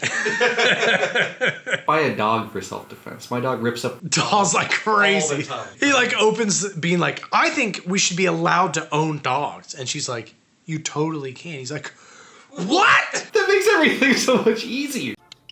Hi, I'm Chucky. So Andy heads back to his sad, lonely, sweet-ass log cabin, which is weird because what's his job now? And doubly weird because wasn't he living in an apartment last movie? Do these people have any idea how expensive log cabins are? You'd need best-selling author money for that. Does he have 2 houses? Maybe things turned up for him after the last movie. I mean, financially. Everything else still pretty much sucks in his life. Yeah, I totally get why you think that. Well, maybe it's because he's got Chucky's head in a safe that he tortures occasionally? Just like Thomas Jefferson would have wanted. There's a song about it in the Hamilton director's cut. It's called Waterboarding is Fine. My God. Elsewhere, Nika gets electroshocked. And she's since become convinced that she actually did murder everybody, which is actually how Dave tried to get me to take the fall for all the people he murdered, but I refused to put on his special VR helmet that makes you feel like you're really traveling through outer space. But anyway, Nika's therapist is like, awesome, that's so great to hear that you think you're a murderer. I feel like such a success. So he transfers Nika to a medium security facility where a nice orderly named Carlos is like, my husband has MS. I don't let it keep him from living his life. And I appreciate the sentiment, Carlos, but Nika isn't letting her disability stop her from butchering her entire family. The legal system is. I am handy capable. Yeah. Carlos is like, you are such an inspiration to me. I bet she's living way harder than your husband. How many people did he kill? Was it between 0 and 0? That's what I thought, Carlos. My husband has no drive, no ambition. I'm sorry. She also meets a crazy guy named Malcolm, and immediately after meets little Malcolm. Do you want to, Yeah. Wow, I love that for her. Just living her life, one crazy penis at a time. My husband has no penis. I've got a penis? No penis. Later at a group meeting, Nika's therapist whips out a Chucky doll and, okay, actually... They had 50 different names. 2% of them were Chucky. Which is 2% more than the number of brain cells I want to commit to this lore. So it's actually not weird that until this point in the series, that had never been explained, and all these random dolls said their names were different than the name that you'd think. It's explained now, so shut up. You're saying it's a coincidence? Not at all. It's sort of like how we call all hot tubs jacuzzis when that's a specific brand that has become synonymous with all similar products. Because like Chucky, one day a jacuzzi hot tub came to life and went on a killing spree for like 30 years. So then, the names got conflated. It must be some kind of hot tub Serial killer. But yeah, there are 2 other ladies there, and one is like, wow, you're a piece of shit for murdering all those people, Nika. And the other is like, He's my baby. It's 2 kinds of people. Oh, also, there's another woman named Angela who's pretty sure she's dead. Angela, we can all see you. You! And oh, by the way, Malcolm's specific crazy is that he has multiple personalities, but just the one penis. They have to share that between the personalities. I don't know about that. Then Jennifer Tilly, who's really Tiffany, You good? Can't remember. Then Jennifer Tilly, who's really Tiffany, who looked exactly like Jennifer Tilly, but was not actually Jennifer Tilly, but is now in Jennifer Tilly's body, shows up. Did anyone ever tell you you look exactly like Jennifer Tilly? Yeah, I get that a lot. She's Alice's legal guardian, and also Alice is dead. So I guess she didn't legally guard her very well, did she? She then hands Nika another Chucky doll for a total of 2 Chucks for those keeping score at home. Well, 3 if you consider the severed head in the safe. One Chucky pulls a scalpel out of the unlocked drawer at the front desk labeled Sharps. Do they have a lighter drawer that's called Bernie's? A hand grenade drawer that's labeled Explodies? But when he goes to kill Nika, she's already attempted to kill herself with some wire from her wheelchair because she's sad about Alice and being in the movie. And Chucky is like, hey, stop stealing my job, immigrant. I don't think Nika's an immigrant, but I appreciate Chucky's patriotic message. Sorry, Can I have some privacy, please? I'd like to say the Pledge of Allegiance. So anyway, Chucky stitches her up. He does kill Angela because she was getting on his nerves and he still had a bit of a murder boner. And also, she already thought she was dead, so I guess she liked that. So, like, now she is what she thought she was. I'm gonna be right back. Jesus. Cuckoo's nest. Nika once again believes that Chucky's real, so she's like, come on, Doc, prove he isn't real. And the doctor is like, okay, and he sets Chucky's hand on fire, which, is that what we all assumed he'd do? That's a pretty wild way to go about it. Prove to me that this doll isn't real. He's like, okay. You're like, whoa. Okay, way ahead of you. I burn every doll I see, just in case. Just to check. Wait a minute, now him. Nika. He could have switched places with it somehow. You leave my baby alone. But the crazy dude is like, well, that doesn't prove anything because it could have swapped places with the other Chucky who is not alive. But they can't test that one because it's now a surrogate baby for the other weird lady. The mean woman is like, okay, this is stupid. And she goes to throw Chucky away, but he bites her and the staff is like, okay, well, this lady's insane now. Better tie her down and drug her and also leave her completely unattended. Chucky takes the opportunity to shoot a compressed air tank into the skylight, which shatters and cuts her head off. So that's what happens. He sees the opportunity, he seizes it. He's a man of action. Outside, the mommy lady hucks Chucky in an open grave, presumably meant for Angela and my joy, and then shoves Malcolm in there. But then Malcolm brings Chucky out of the grave, so nothing happened in the end, unless he got voodoo down there. Oh my God, what if? I'm gonna pretend you didn't just say that. By the way, Andy's Chucky head is still alive. So clearly Chucky can replicate himself, now thankfully without doll jizz. What the f***? Whoa, calm down, Andy. You're gonna make Nick Cage jealous with your wild, unhinged acting. I'm here to act and take names, and I'm all out of acting. I'm out of it. I'm actually I'm like literally out dried up. I know who you are. I'm coming for you. Excuse me, I have to use the little boy's wee-wee room. The doc says to Nika what Dave says to me literally every single time we hang out. I want to hypnotize you. Which in both instances apparently means with drugs, weird dolls, and flashing lights. He tries to get her to admit that she's killing people and not that Chucky is, and then he kisses her, because of course he does. Apparently, that's the whole reason people become doctors. For a different reason I did. My reason is different. No, of course not. But Chucky's there and knocks Doc out and tries to convince Nika to murder Doc. You know you want to. But she passes out and clearly doesn't do the murder because, hey, look, there he is. He's just still alive. I have a hell of a headache. Sorry, bitch. Oh, and also Malcolm is Charles now, in case you were wondering. I think we've met. And yes, Dave, Chucky is being breastfed by crazy mommy, don't worry. She then smothers him with a pillow, which is kind of an unorthodox way to burp your baby. But even though I have 3 kids, I'll admit I'm barely on Instagram and TikTok, so I'm not sure what all the newest, most advanced baby burping techniques are. Join my Patreon so I can afford to learn more fun parenting techniques like smother burping your baby after feeding. Oh wait, Doc seems to think that this is a bad thing because he's a bad parent. What have you done to your baby, Madeline? Although Nika's like, you didn't finish smother burping him. He's just pretending. Leave him alone! He's alive! And they bury him anyway because this lady smothered her real life baby. And I guess this is one of those Shutter Island facilities where they really want you to relive your horrific trauma fully. That's why Doc brought a Chucky doll and why they're now burying it in the back. I mean, these doctors are definitely on TikTok. Where are you gonna get these techniques? Or they're Scorsese fans. Or they're Scorsese fans. Those are the two. You perceive it in a totally different way. It, not totally differently, but you see it. You see it. I like to be hugged. Oh, hey, angry, just unhinged, wild, crazy Andy shows up at the front gate and gets himself committed. I want to commit myself. Get the hell out of here!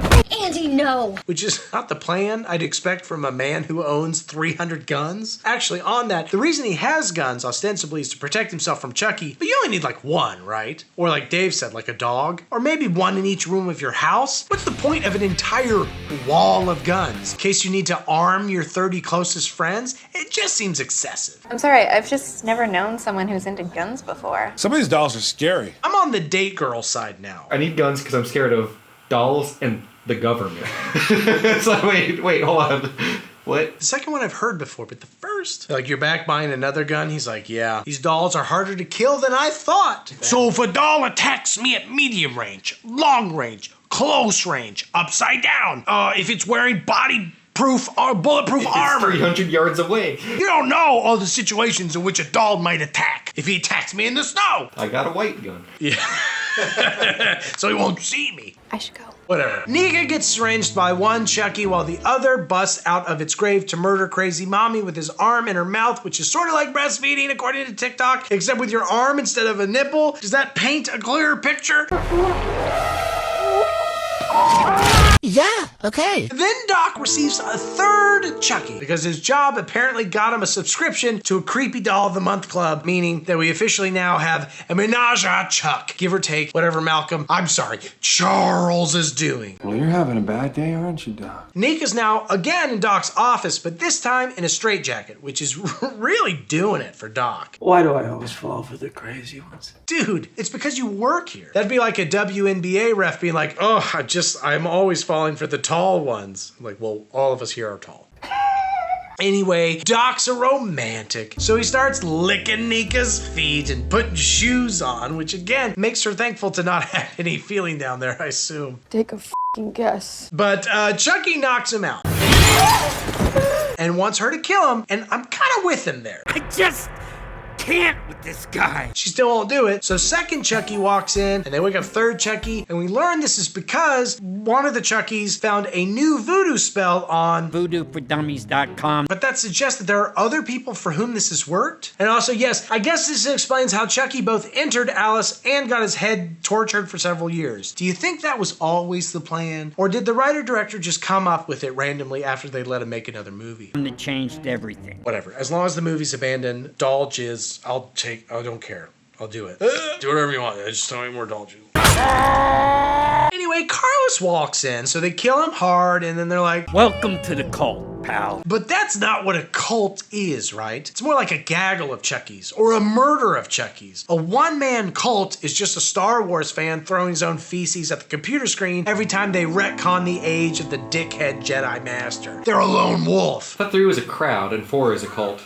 Hello? Whatever. The Russian nesting doll that is Jennifer Tilly shows up with her bride doll in the backseat and slashes the throat of the gate security guard because that's her thing. And I'm not saying that what she's doing is good, but it is good that she does what she does and sticks to it. And I think we should applaud it because women so often go unrecognized for their gifts, like players in the WNBA, who I'm always falling for. Oh, they're so tall. They're so tall. Their feet are so big. Chucky now enters Nika, which is upsetting. I beg of you! Given that it's technically his daughter, but also it's pretty fun because it's daughter. This is a confusing sentence for me. But hey, apparently there are definitely perks to being supernaturally possessed. Which evidently includes boobies that you can fondle and the sudden ability to walk. Not sure how that's possible. I guess that means she was faking it? Ugh, classic woman thing. Always faking it, in my experience. Nah. Now I wonder if all those women in the WNBA can really dunk, or if Jennifer Tilly can really slit throats, or if it's all just like CGI or AI, another acronym. Ugh, I don't know. But Nika Chucky does not fake stomping Doc's head in. There was no CG there. She really did that. She killed a guy. Nor did Malcolm fake killing the lady nurse. No, you didn't. Although he is able to not be possessed anymore because Chucky just got like swallowed up into one of his personalities now, apparently. Who am I now? You're f***ing and it doesn't matter anyway because he gets drilled to death. You're sick. And the only prescription Oh, look at the father and daughter laugh together. This warms this daddy heart of mine. Daddy-daughter murder bonding is the most precious bonding of all. Speaking of, Dave, are you busy on my daughter's upcoming birthday? You don't need to bring a gift. Just don't wear any knife-proof clothes. I always wear my knife-proof clothes. I've got a present that I want to give her so that we can bond. One of the Chuckies goes to kick Andy's ass, but twist, Andy was the one who mailed the third doll from earlier, and he hid a gun inside the doll, which he now pulls out. Except, again, he has a lot of guns. He could have used them to break in the first place. Mental hospitals are usually focused on not letting people out more than from stopping people from getting in. I bet you could just do it with like some poop on a stick. The minimum wage security guard will not risk getting poop on his hands trying to stop you. Also, what kind of medium security facility doesn't do a routine check of packages to see if there are any, I don't know, hidden guns? That's a lot of metal in there. Do they just not have room for a shooties drawer? I don't know. Finally, Andy realizes there are now, there are multiple Chuckies in this area. And yet, how in the world did he know it'd be this one that it would come to kill him? If literally any other doll or person came, Andy would be dead. And indeed, he's immediately locked back in his cell by Nika. You idiot. I cannot believe he's lived this long and continues to live, apparently. I'm gonna get committed to a mental institution. But before I do that, I will mail a doll that routinely comes to life and tries to murder me to the place. And then it will come to murder me, but I'll have hidden a gun in his tummy. And I'll pull the gun out of his tummy. And now I got a gun. Good YouTube prank, though. Broke into a mental institution and mailed myself a doll with a gun and hid it inside of it. And all I have to survive for the next week is... guns. Lots of guns. Nika walks outside, makes out with Jennifer Tilly Bound style. Oh, Bound. And then the three of them laugh together. Because, yeah, the bride doll, still there. Wait. Jennifer Tilly is in the bride doll? Or is Tiff split? I don't know. Also, hold up. What happened to their twin children? Like, where's Glenn and Glenda? Oh, wait. I don't give a shit. I'm sorry. Then in the post-credits, we see... oh my God, Kyle show up? Kyle? Andy sent me. I guess they put out a call to all previous actors in the series and she's the only one who answered the call. I mean, good for her, I guess. I'm glad she gets to do something. They're like, oh my God, it's fan favorite.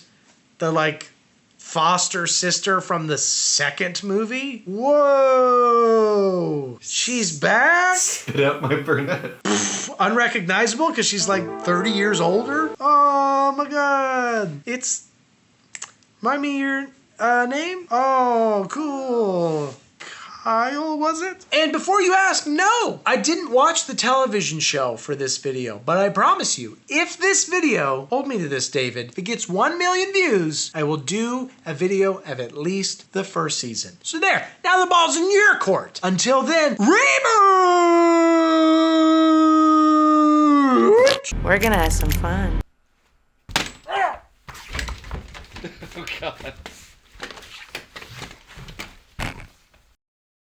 Let's move, Dick Turd. And it really would have been nice if Child's Play had an iconic theme like Halloween or Transformers to kind of, tie it together, make the reboot feel more classic. That's a scary ass doll.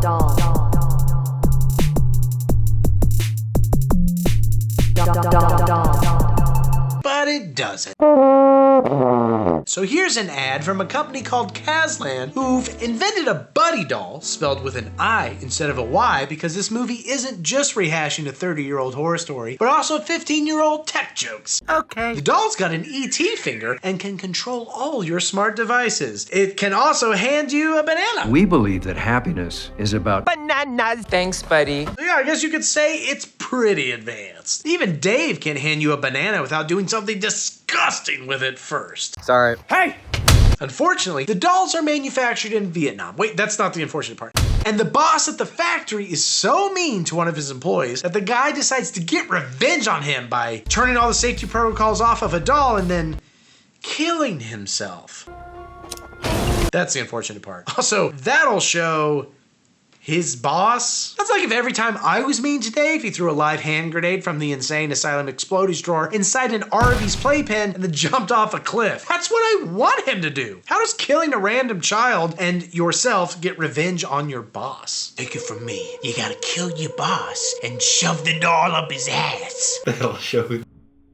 I don't know, but some dude tries to return a buddy doll to Aubrey Plaza at Zedmart because nobody told me the doll was ginger. She refuses him because if she accepted it, she might have to touch the ginger monstrosity, which Okay, I don't think you're allowed to say that word. Rail, pop, beer. Stop saying that! Thanks for shopping at Zedmart. She heads home where her hearing-impaired son, Andy, who can hear pretty much perfectly fine with or without a hearing aid, and it never really factors into the plot in any way, says, Whoa, you look like shit. What happened to you? Thanks. I'm just gonna say it. They're way too familiar with each other. I love my kids too, but the way these two talk to each other is deeply uncomfortable to me for some reason. Dude, I've already been working doubles to try to get you a new hearing aid. You're right. I hate my ears.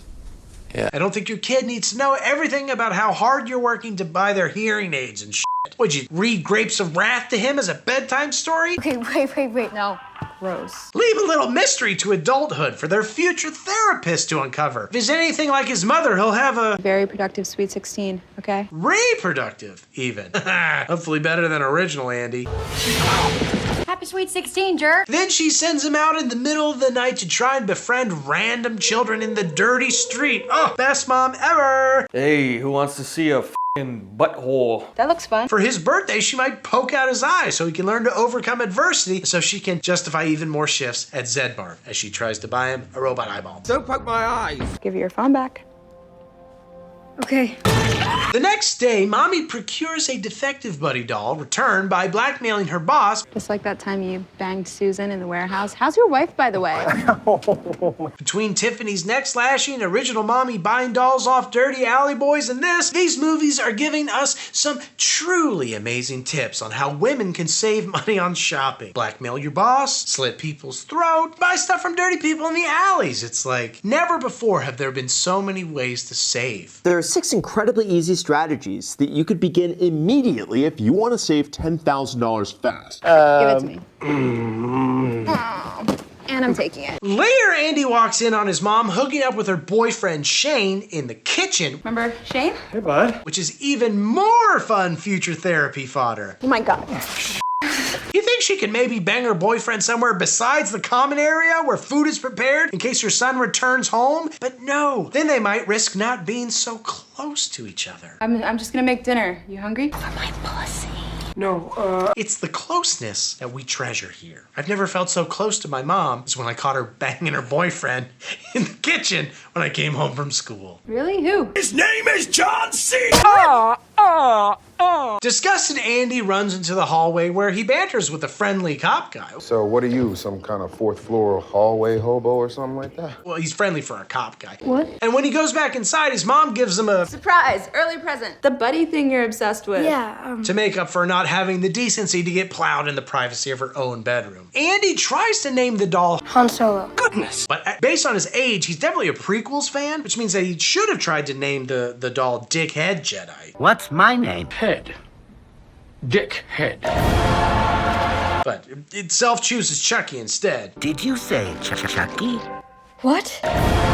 Although, honestly, that's about as clever as the canonical way that the real Han Solo got his name. Oh, are you prone to vomiting? Then I'll write down your name as Chucky, huh? Kind of a deep cut. I like that. Buddy connects to the cloud to Learn stuff. I know Kung Fu.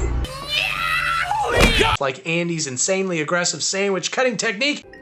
And who really did 9/11? Well, I have to say George Lucas. Doesn't work.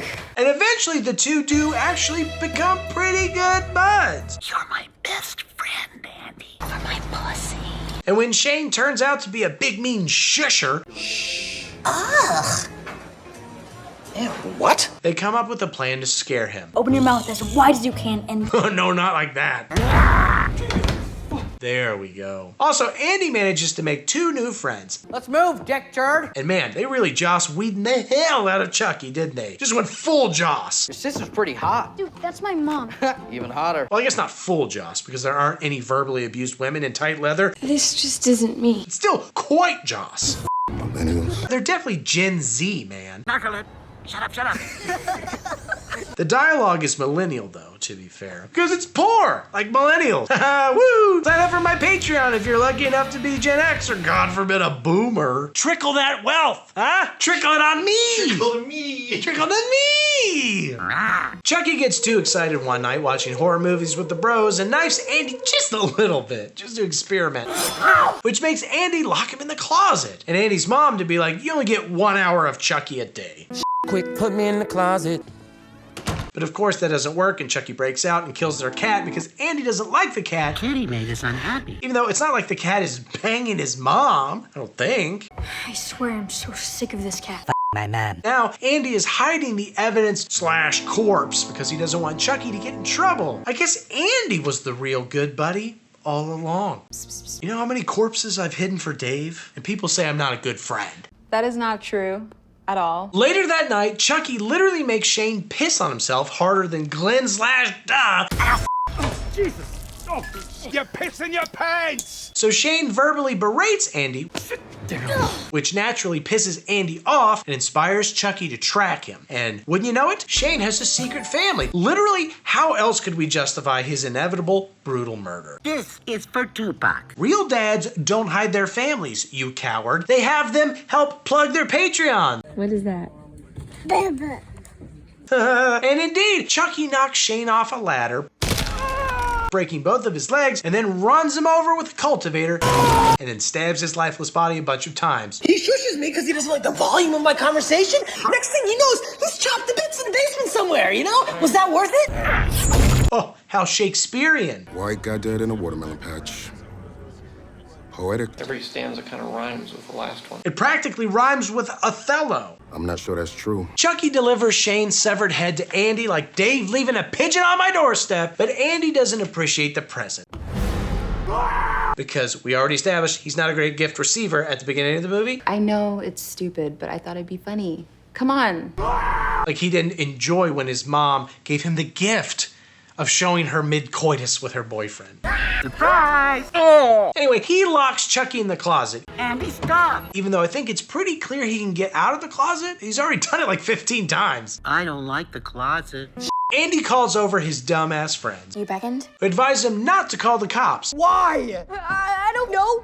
Because of course they're gonna think that Andy went to Shane's house, murdered him, cut his head off, and brought it back to his apartment. That's the only explanation. We saw the signs and we did nothing. And I will say that the scariest part of every previous Chucky movie, if indeed any part of these movies could be considered scary, besides how horrible and sometimes jizzy they are, was that the cops would never believe that a serial killer inhabited the body of an analog doll toy. It's too stupid, which is why the protagonists are always getting locked up at the end of their respective movies. But this Chucky is like connected to the cloud and the internet, and has like AI learning going on. It's basically a slightly less sexy Terminator. I'm coming day and night. What? No! In fact, his safety protocols were explicitly actually turned off. Not by voodoo, by the Vietnamese. So really, the main villain of this series, if I'd like to, let me take 1 second. What? No! You know what? I'm sick of the cursed dolls that they keep sending to this country. No, stop! Stop! The point is, an actual Vietnamese man turned off the safety protocols. Right to jail. There's no voodoo, you know, there's no magic. And I don't think it'd take that much detective work to look at his code or whatever and realize there are issues. It's really not that wild to think a toy like this could malfunction. To this extent, is pretty insane, but it's a thing that you could objectively verify. Yeah, it's got the soul of a tortured murderer right here in this line. Yeah. You have to patch this doll. Just wait for the update. Okay, kid? Stop whining. He adapts to your daily routine and finds ways to Bathe in the blood of your enemies. What? No! But unfortunately, kids are idiots, so instead they wrap the head up like a birthday present and come up with a terrible lie. If anybody stops you, you have like crazy diarrhea or something. No time to talk. Why are you not in school? Crazy diarrhea. Which forces them to deliver the head to the cop's mom, who lives down the hall. She agrees to not open the present for a week and also corroborates Andy's lie. Oh, Oh, yeah. That never comes up again, but it's weird that she helps him without even really knowing him or even checking the present for herself later. Always happy to help such a sweet criminal. I don't narc for nothing. Okay, that's a very strange and lovely thought. Weird little character moment for her and stupid character moment for everyone involved. Maybe she's on drugs. 'Cause she... Maybe everybody involved with this movie was? Maybe I am? Dave's in charge of snacks at these shoots, and sometimes I'm worried that they're not keeping my head very clear. Sorry. Then the idiots attack the doll and rip out its Iron Man-esque power source, huck his body down the trash chute. Except, wait, there's a creepy janitor down there, and he decides to repair Chucky so he can sell him on eBay. Except he's also set up cameras in everybody's apartment, and Chucky witnesses Andy having dinner with a cop and his mom, who is like, Andy, you're my best friend. And also, I've downloaded a Kazlan Uber-type app. I downloaded. You ready? No, I don't think I'm ready yet. The Kazlan app. Holy why would you do this? There's also one camera apparently playing back in reverse that shows Aubrey Plaza in a towel and then in her underwear about to get into the shower. Oh, Andy grabs the head and throws it in the trash, by the way. You can put anything in the trash, no problem. Cats, heads, murder dolls, you name it. Just not the script for this movie. That moment is gone. It's too late. I just wish he'd at least tried to recycle the head. Ugh, you know how many bad boyfriends' trash heads end up in the ocean and stuck in turtles' noses? Oh my God, moms, right? The janitor successfully repairs Chucky, so he whirs fully to life. Hi.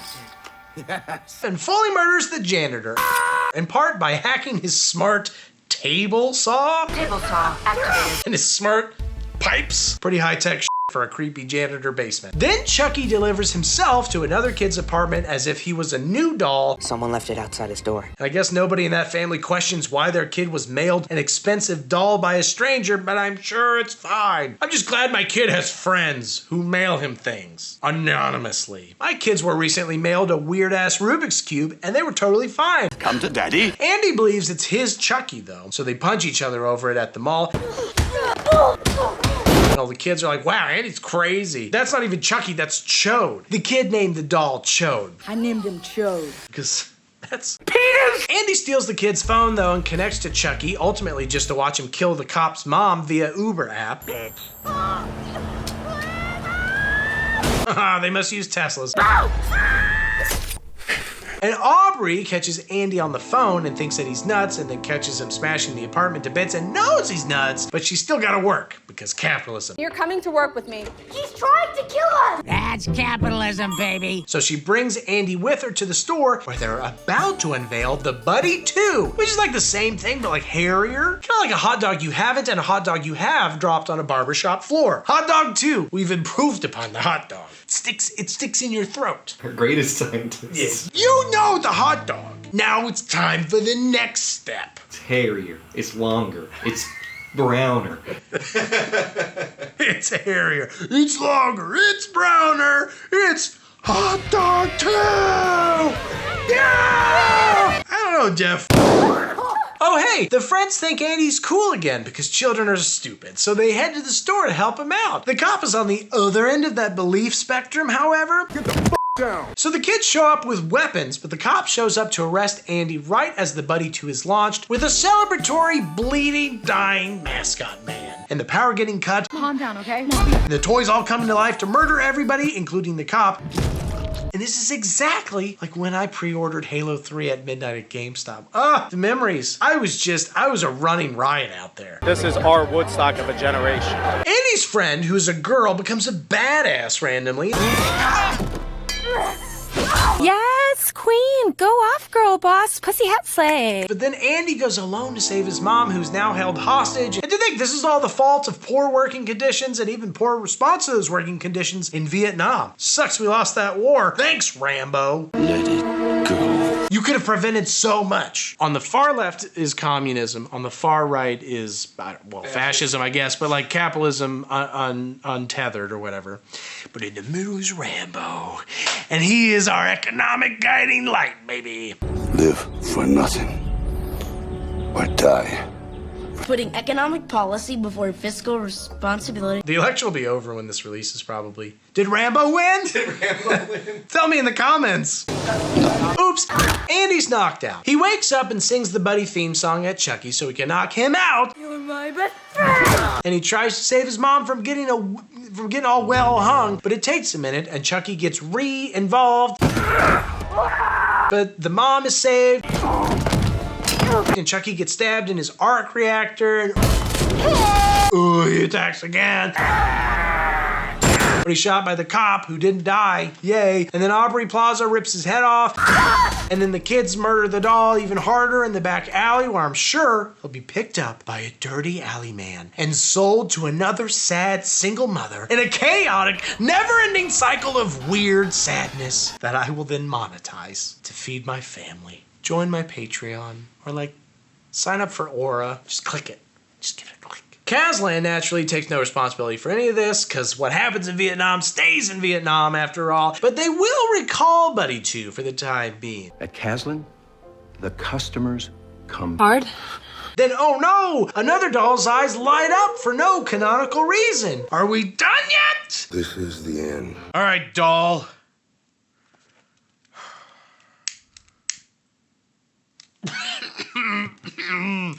Playtime's over! Merry Christmas, this!